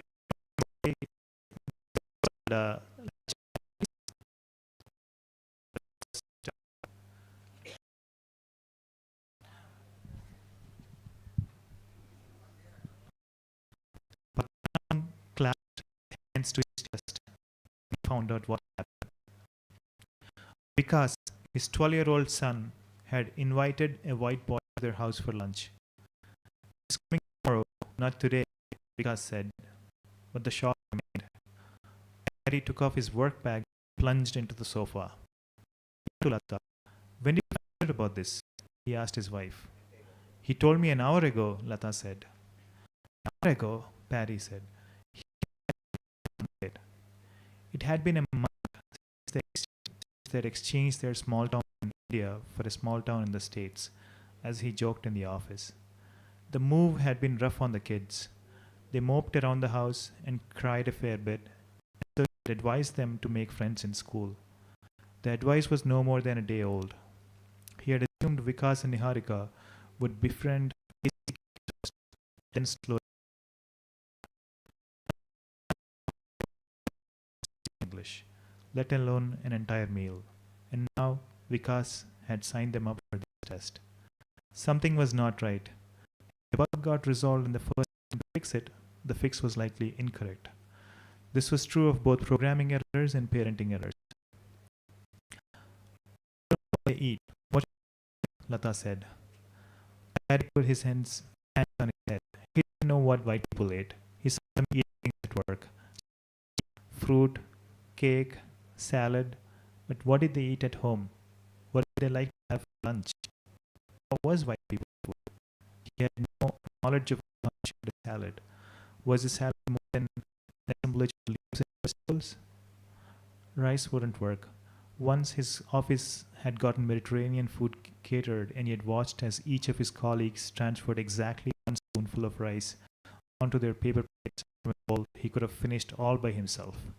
And that the food was spicy. It was bland. If you called me as soon as you knew, I would have asked in the office, Perry said, glaring at Lata. What could they do now? Why can't you call your friends now? Sit down and Google. But you never listened. The GPS and we missed the first 20 minutes of the movie. You can't do that in this country. Can't you talk without shouting? The neighbors can hear us. Stop, because it's my fault. I shouldn't have invited him. Perry lowered his voice. Don't worry, tell Mike to come, because stormed towards the room, slammed the door shut. It's your fault, Lata said.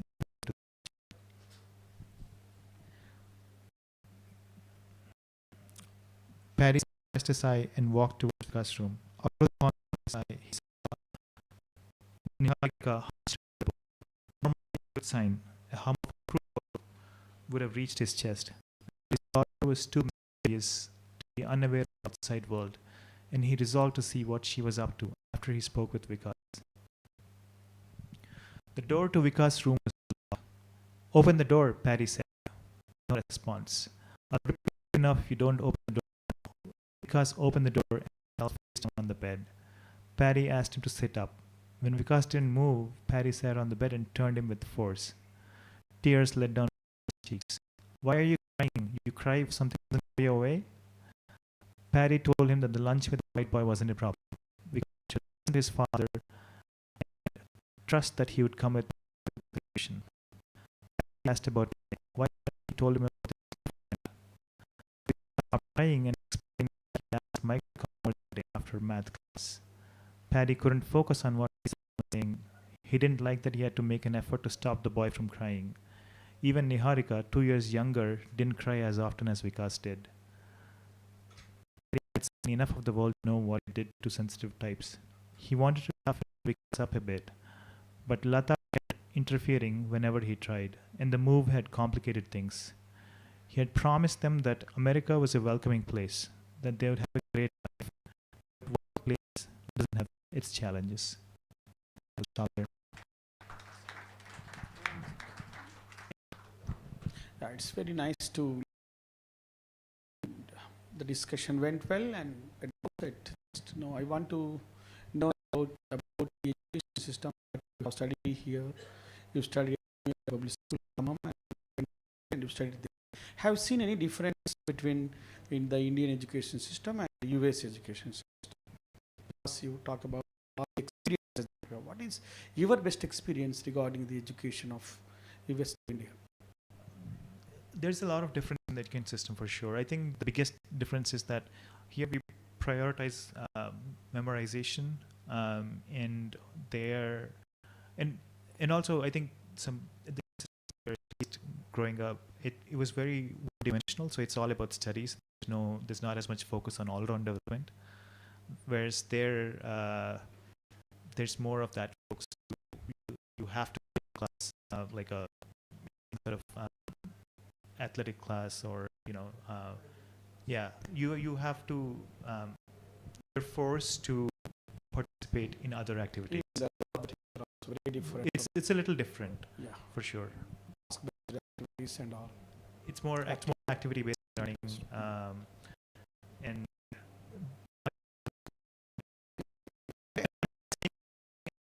is the gold standard, and that this is inferior. I still think there's value to there's like a lot of merit within this education system itself. Like, for instance, I remember memorizing Telugu poems. No, I don't remember a single poem now.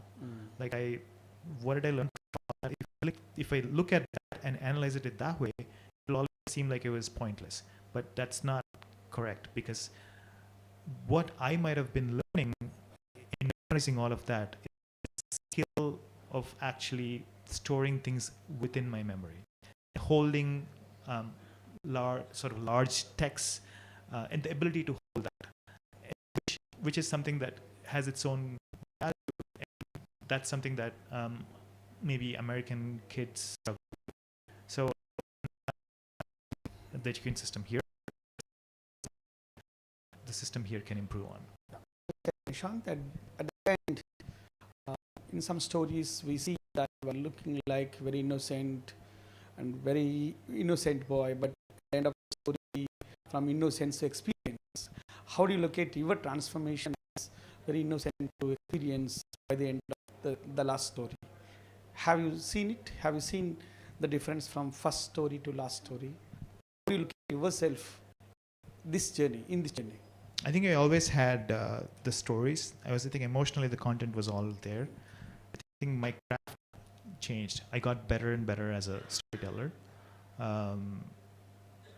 And sometimes an improvement in craft is always closely followed by an improvement in the way you see yourself.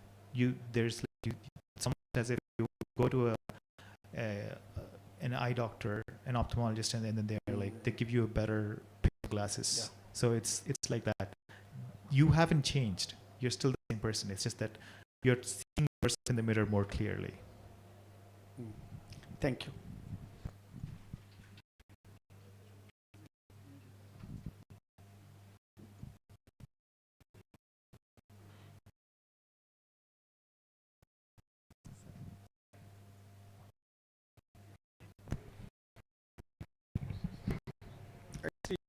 Wonderful experience with Nishanth this morning, and about his talent, his expression, his creativity, and all. Before concluding this, any questions, clarifications from the audience? It's open for discussion. Any questions, queries, clarifications? Nishanth will interact with the audience.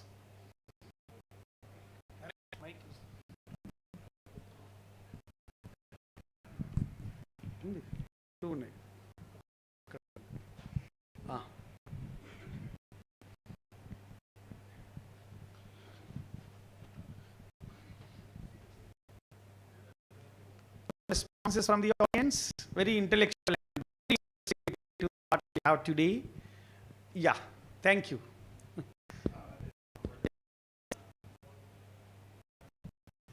Yes, please take them.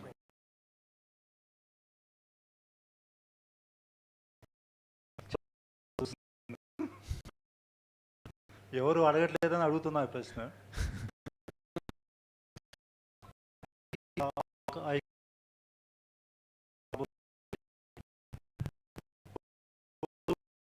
America నుంచి వచ్చిన వాళ్ళు రోజు WhatsApp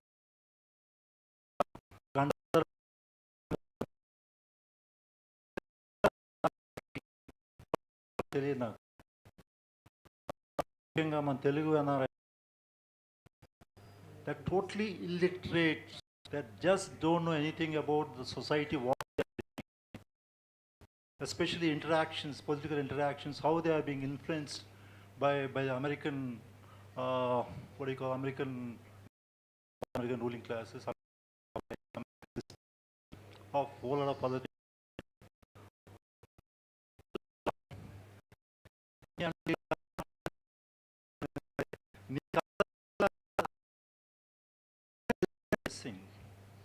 the element where you are living,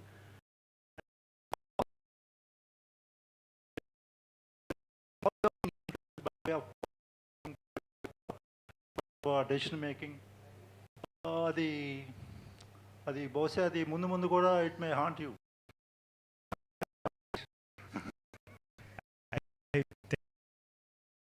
But I think it's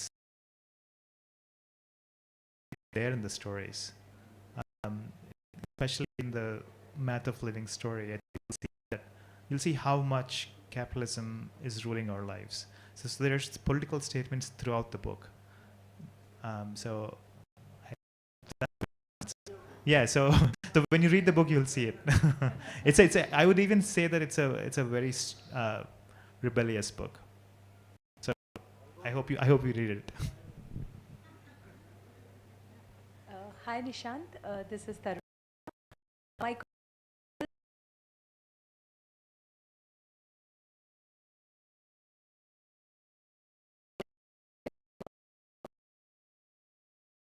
from those characters. That's very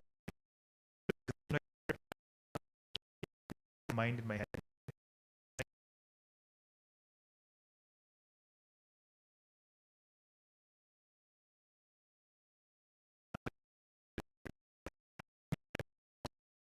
A social movement or whatever or whatnot, but with fiction it's very amalgamated. It's hard to separate out and say character is all me or even like 5% me, because I think the book as a whole, emotionally, all the character, I think there's a part of me in all of the characters. But if you are like in some sort of like which character is closest to you or something like that, then I would probably say the Math of Living story.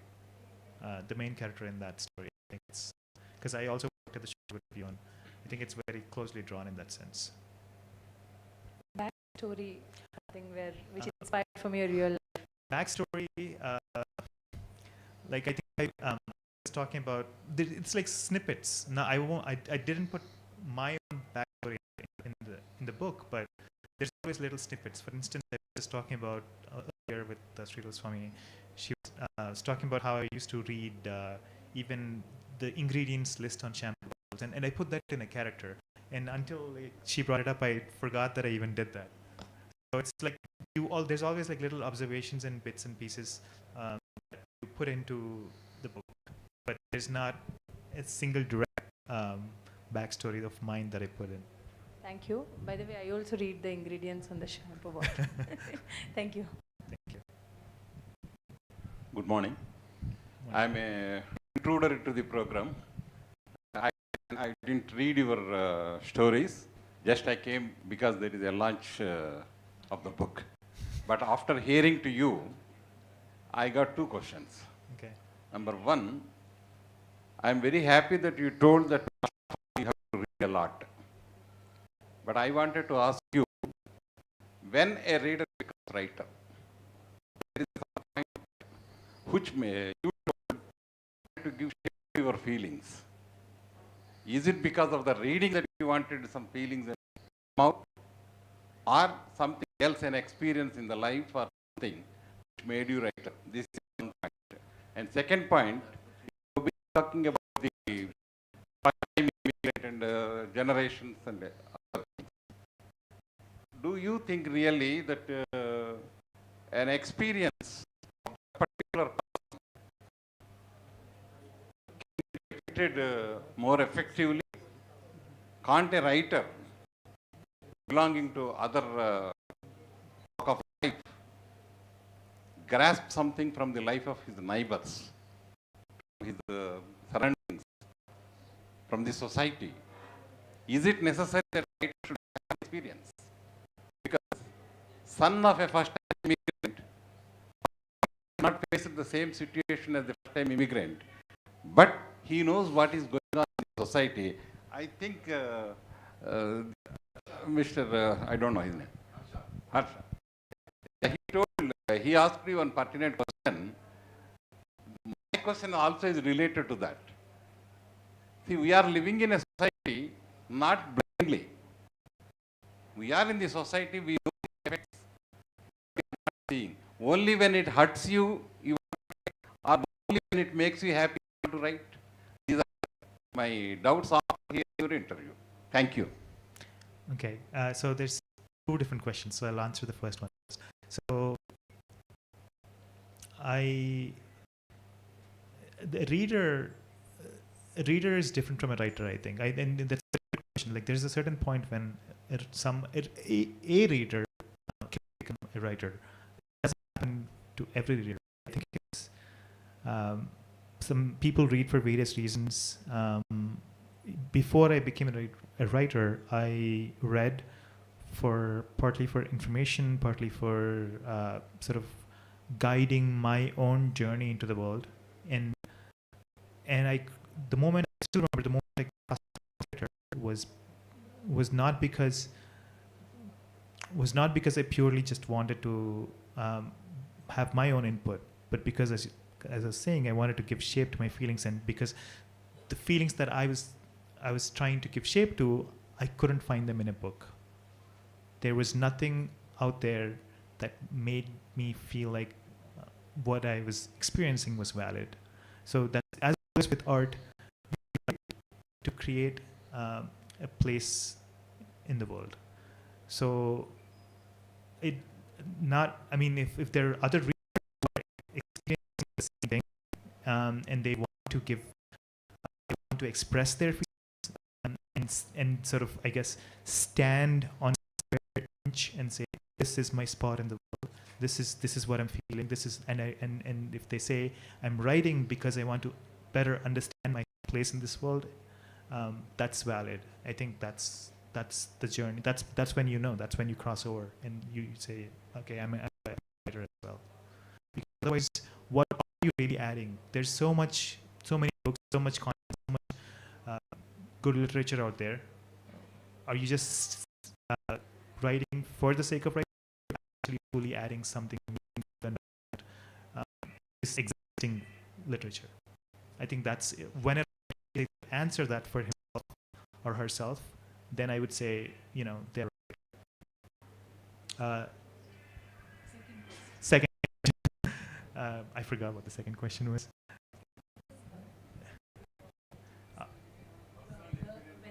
Okay, yeah. Sorry, I just remember now. So, I think you're right. I think you can. I'm not a Dalit. I'm not saying only Dalits should write about Dalits.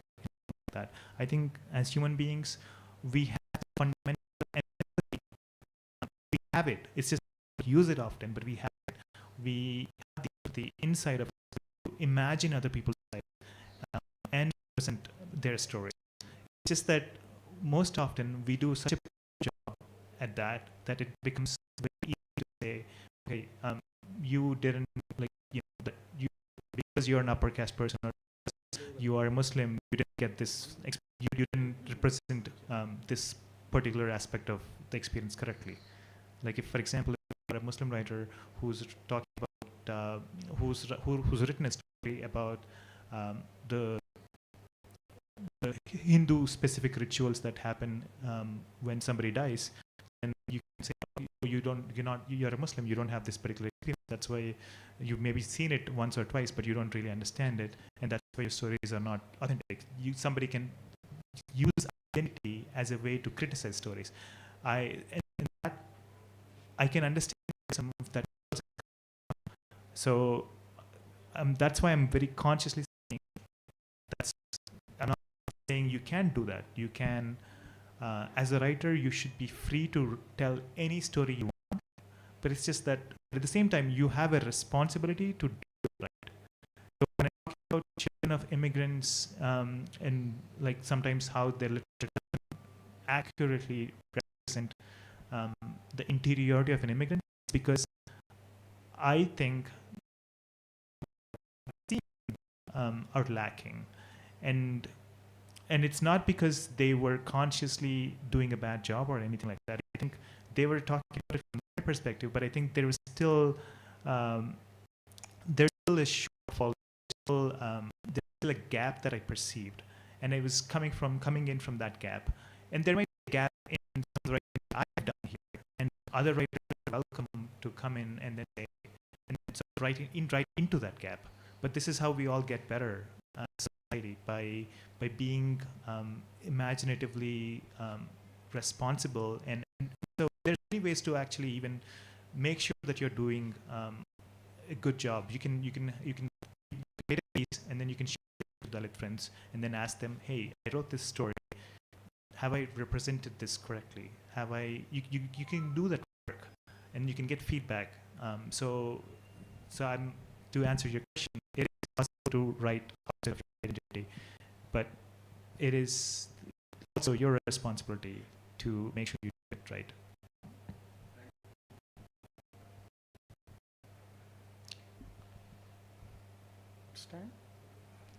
I think I take last chance.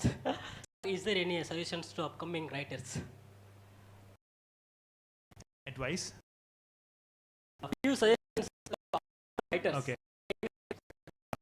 There's no substitute for like just read a lot.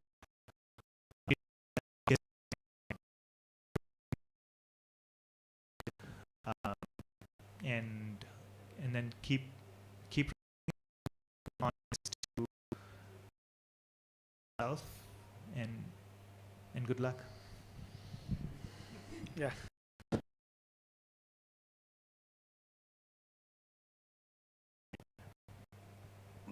నీకు 30 ఏళ్ళు, నాకు 70 ఏళ్ళు. చైతన్య బాగా present చేసింది నేను ఇవాళ. Madam బాగా ఇది చేయటం ఇదన్నీ. కానీ ఒకటేంటంటే నేను ఎట్ ఏ స్ట్రెచ్ ఒక ఇంగ్లీష్ పుస్తకం చదవటం నాలాంటి వాళ్ళకి కష్టం. నాన్న పుస్తకం ఇచ్చిన ఆ రోజు, మీరు పుస్తకం ఇచ్చిన రోజు ఒకసారి చదివేశాను నేను. కానీ చాలాసార్లు ఏడ్చాను, చాలాసార్లు చాలా సందర్భాల్లో. అంటే జీవితం మాకు చిన్నప్పటి నుంచి అమ్మమ్మలు, నానమ్మలు, అమ్మలు, అక్కలు, చెల్లెళ్ళు, పోయిన వాళ్ళందరినీ కూడా తలుపుకు తెచ్చే ఒక ఇది. నీకు నీ వయసుకి అసలు నేను జోక్ చేస్తుంటా మీ నాన్న, నిశాంత్ 30 ఏళ్లకే 60 ఏళ్ల మనిషి అయినాడు అని. అసలు ఎట్లా నీకు ఇది, అసలు నువ్వు ఎట్లా ఇది చేసావు? క్వశ్చన్ నీకు ఎట్లా అసలు అబ్బింది, ఎట్లా లభించింది? అది చాలా మంది పిల్లల్ని వాళ్ళ చైతన్యం చూస్తుంటే కానీ, చందం చూస్తుంటే కానీ, కొంతమంది పిల్లలు వాళ్ళు ఆ వయస్సులో మేము అట్లా లేము. మేము చాలా పోరాటాలు చూసాము, చాలా తిన్నాం, ఇళ్ళకు పోయినాం. మా జనరేషన్ అంతా ఇక్కడ చుట్టూ నేర్చిన వాళ్ళందరూ కూడా దరిదాపు చూసి ఉన్నవాడు. కానీ మాకంటే ఎట్లా ఇదైంది? నువ్వు ఇప్పుడు యుఎస్లో ఉన్నావు. యుఎస్లో మన తెలుగు వాళ్ళు ఉన్నారు చాలామంది. తెలుగు సంఘాలు ఉన్నాయి కదా. 30 ఏళ్ల కిందనే వాళ్ళకి ఒక ప్రశ్న అనేది వాళ్ళ సభలో, ఏదైతే తానా సభలో ఏవో కండక్ట్ చేస్తుంటారు కదా, ఆటాలు తానాలు, తెలుగు వాళ్ళు అంటే ఎవరు? నాకు ఎక్కడెక్కడ కూడా తెలుగు వాళ్ళు ఒక ముస్లిం లేదు. తానా సభల్లో తెలుగు వాళ్ళంటే ఒక ముస్లిం ఎక్కడ తారసపడలేదు. నేను చూసిన, నేను ఎక్కడైనా మిస్ అయితే అడిగారు కూడా, అక్కడికి పోయిన గెస్ట్లు కూడా తెలుగు వాళ్ళంటే హిందువులు మాత్రమేనా, రకరకాల ఈ కమ్యూనిటీలు వాళ్ళు మాత్రమేనా? మనం సైన్స్ను బాగా వాడుకుంటాం. సైన్స్ చేయబట్టే వీళ్ళంతా అమెరికా పోయినారు కదా. ఏదో ఒక కోర్సు చదివి సైన్స్ చేసే పోయినారు. కానీ విశ్వాసాలు, నమ్మకాలు ఇవన్నీ కూడా ఒక 100 ఏళ్ల వెనక్కి ఉన్నారు అక్కడ. ఎందుకు ఈ పరిస్థితి అనేది? పెళ్ళిళ్ళు చేసుకోవటం కానీ, పేరెంటాలు చేయటం కానీ, ఇతరత్ర పండగలు చేయటం కానీ అన్నీ కూడా ఇవాళ ఇట్లాంటి పిల్లలు ఇక్కడున్న ఇండియాలో పిల్లల కంటే కూడా చాలా వెనకబడి ఉన్నారు. ఎందుకున్నారు? ఆ ఆలోచనలు, ఇదేంటి, కారణం ఏంటి అన్న మీరు స్టడీ చేయాలి. Thank you.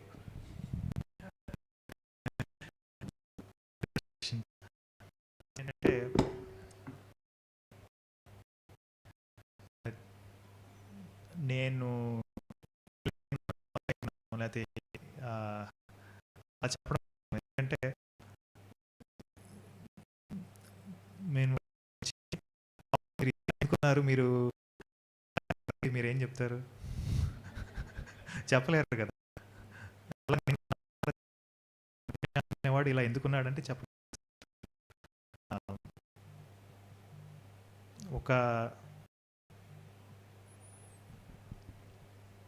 ఒక మేబీ మీరు అడిగిన సెకండ్ క్వశ్చన్కి ఆన్సర్ చేసి ఫస్ట్ క్వశ్చన్కి ఇప్పుడు ఇక్కడ చాలామంది యుఎస్ వెళ్తారు. యుఎస్ ఇలా ఉంటుందని తెలుసు. యుఎస్లో పెద్ద ఇల్లులో ఉండొచ్చు, మంచి కార్లో డ్రైవ్ చేయొచ్చు, ఇవన్నీ కళ్ళలాగా సినిమాలో చూపిస్తారు పెద్ద ఇల్లు. వాటి కోసం ఫ్యామిలీస్ నుంచి సూట్ కేసులు సర్ది కేజీ మొత్తం నింపి ఎయిర్పోర్ట్కి తీసుకెళ్ళి టాటాలు చెప్పి, మీరు నిజంగా ఆలోచిస్తే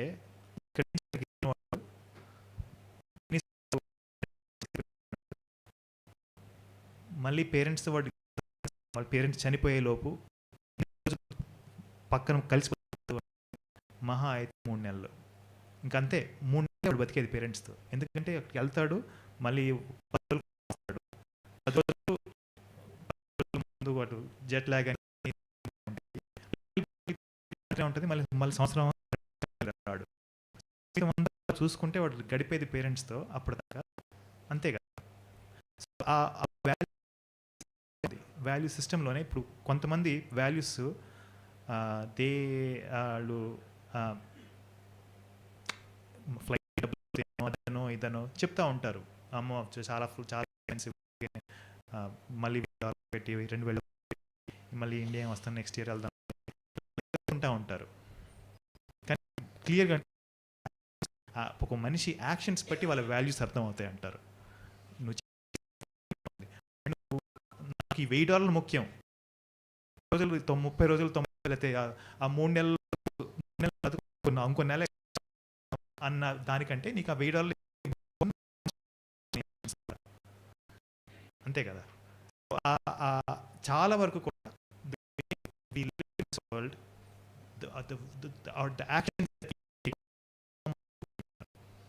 అది ఒకటి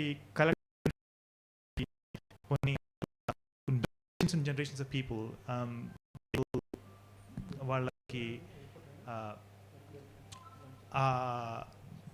ఒక సర్టన్ ఎథిక్స్ ఇంబైబ్ అవుతాయి. Beat through films, beat through general చుట్టుపక్కల సమాజం నుంచి అయితే అమెరికా వెళ్ళడం గొప్ప.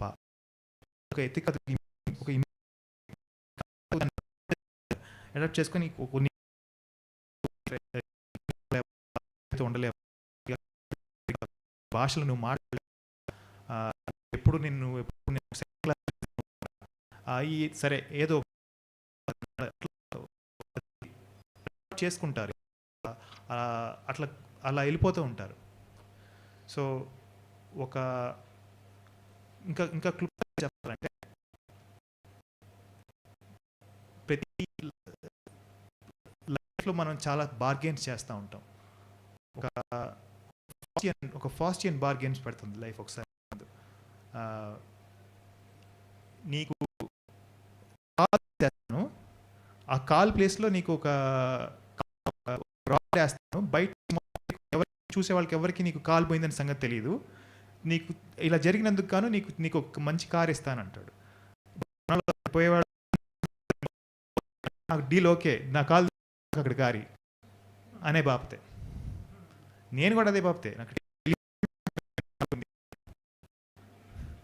అందుకని నేను చెప్తున్నాను. సో అట్లా ఒక ఫండమెంటల్ ఏంటంటే మన ఎథికల్ మనం ఎక్కడ ఉన్నాం, మనం చేసే పనులు మన ఎటు తీసుకెళ్తున్నాయి అన్న దాని పట్ల అవేర్నెస్ ఉండాలి. అవి ఉంటే దాన్ని బట్టి న్యాచురల్గానే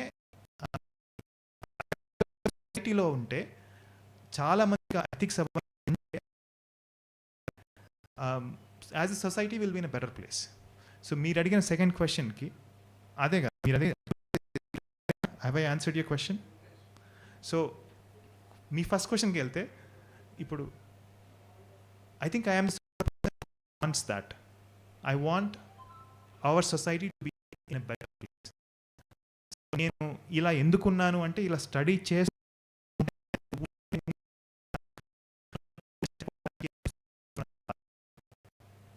I'm here and I want to write because I want to change society.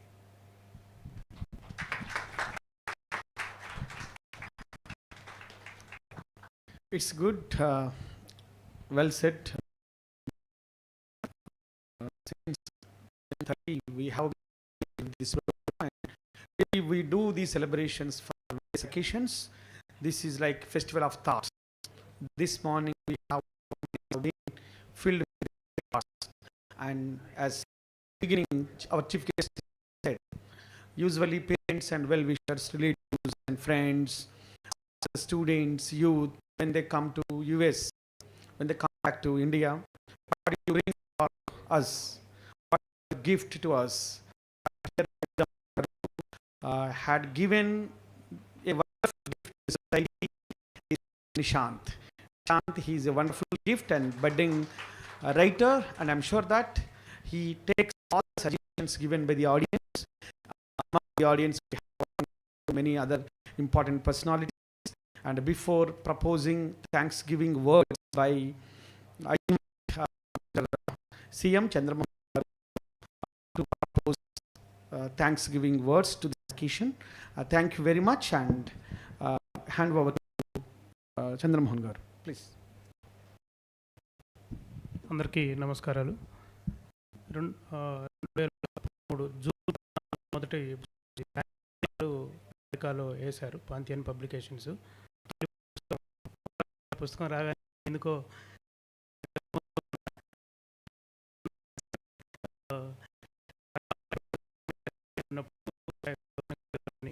Discuss చేస్తున్న సందర్భంలో మన ఇండియాకి వచ్చిన తర్వాత తొలి సభ పుస్తకావిష్కరణ ఇక్కడే పెట్టాలి అని చెప్పేసి అనుకున్నాం. దీనికి సహకరించినటువంటి తెలంగాణ సాహిత్య అకాడమీ చైర్మన్ జూరు గౌరీశంకర్ గారు, అదేవిధంగా బాలాచారి గారు, అదేవిధంగా ఇక్కడ శ్రీధర్ స్వామి గారు, మేడం గారు చాలా ఒక రకంగా అనేక క్వశ్చనర్ తయారు చేసుకున్నట్లుగా రచయిత తన ప్రొఫెషనే రచయితగా ఉండి అతన్ని ఈ అనేక విషయాలు రాబట్టి మన అనేక విషయాలు తెలియజేశారు. అదేవిధంగా పింగళ చైతన్య గారు మన తరంలో రచయితగా అంటే గొప్ప రచయితగా మేము సంతోషంగా ఫీల్ అయ్యేటువంటి వాళ్ళలో చైతన్య గారు ఒకళ్ళు. వారు చాలా పుస్తకాన్ని చదివి ఆ ఫీలింగ్స్ని మన ముందు పంచుకోవడం అనేది అన్ని ఎమోషన్స్ గురి చేసే విధంగా అంత అద్భుతంగా ప్రజెంట్ చేసినటువంటి పింగళ గారు. అదే ప్రొఫెసర్ కొండా నాగేశ్వర గారు, ఖమ్మంలో ఆయన పీడిఎస్, మేము ఎస్ఎఫ్ఐ. ఈరోజు మన ఉస్మానియా యూనివర్సిటీలో సివిల్ సర్వెంట్స్ కోచింగ్ దానికి డైరెక్టర్గా ఉన్నారు వారికి, అదేవిధంగా జ్వాలా నరసింహరావు గారు వచ్చారు వారికి, ఇక్కడ హాజరైనటువంటి అనేక మంది, ఇక్కడ అందరి పేరుని చెప్పలేము కానీ నెల్లూరు నరసింహరావు గారు కావచ్చు, లేకపోతే కొండూరు వీరయ్య గారు, శ్రీనివాస్ గారు,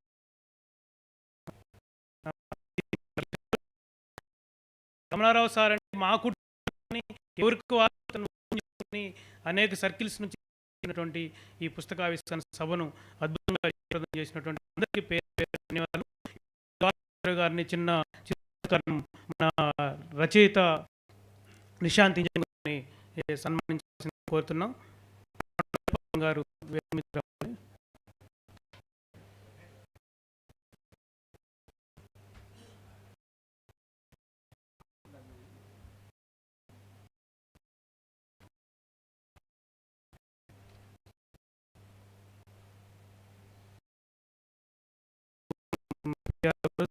ఆఫీస్ నుండి బుక్ ఫేర్లో కూడా అనేక సహకారాలు అందిస్తూ నిరంతరం సాహిత్య సభ వారికి ప్రత్యేకంగా ధన్యవాదాలు. సార్ రండి.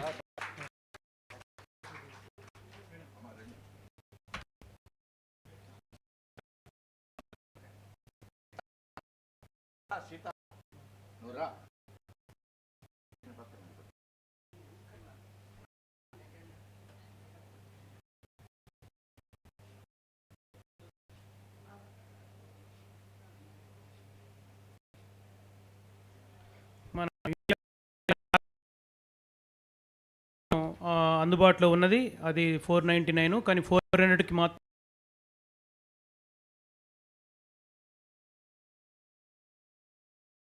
ఏర్పాటు చేయడం జరిగింది. అందరూ భోజనం చేసి దక్షిణ కోరుతున్నాం. ప్రతి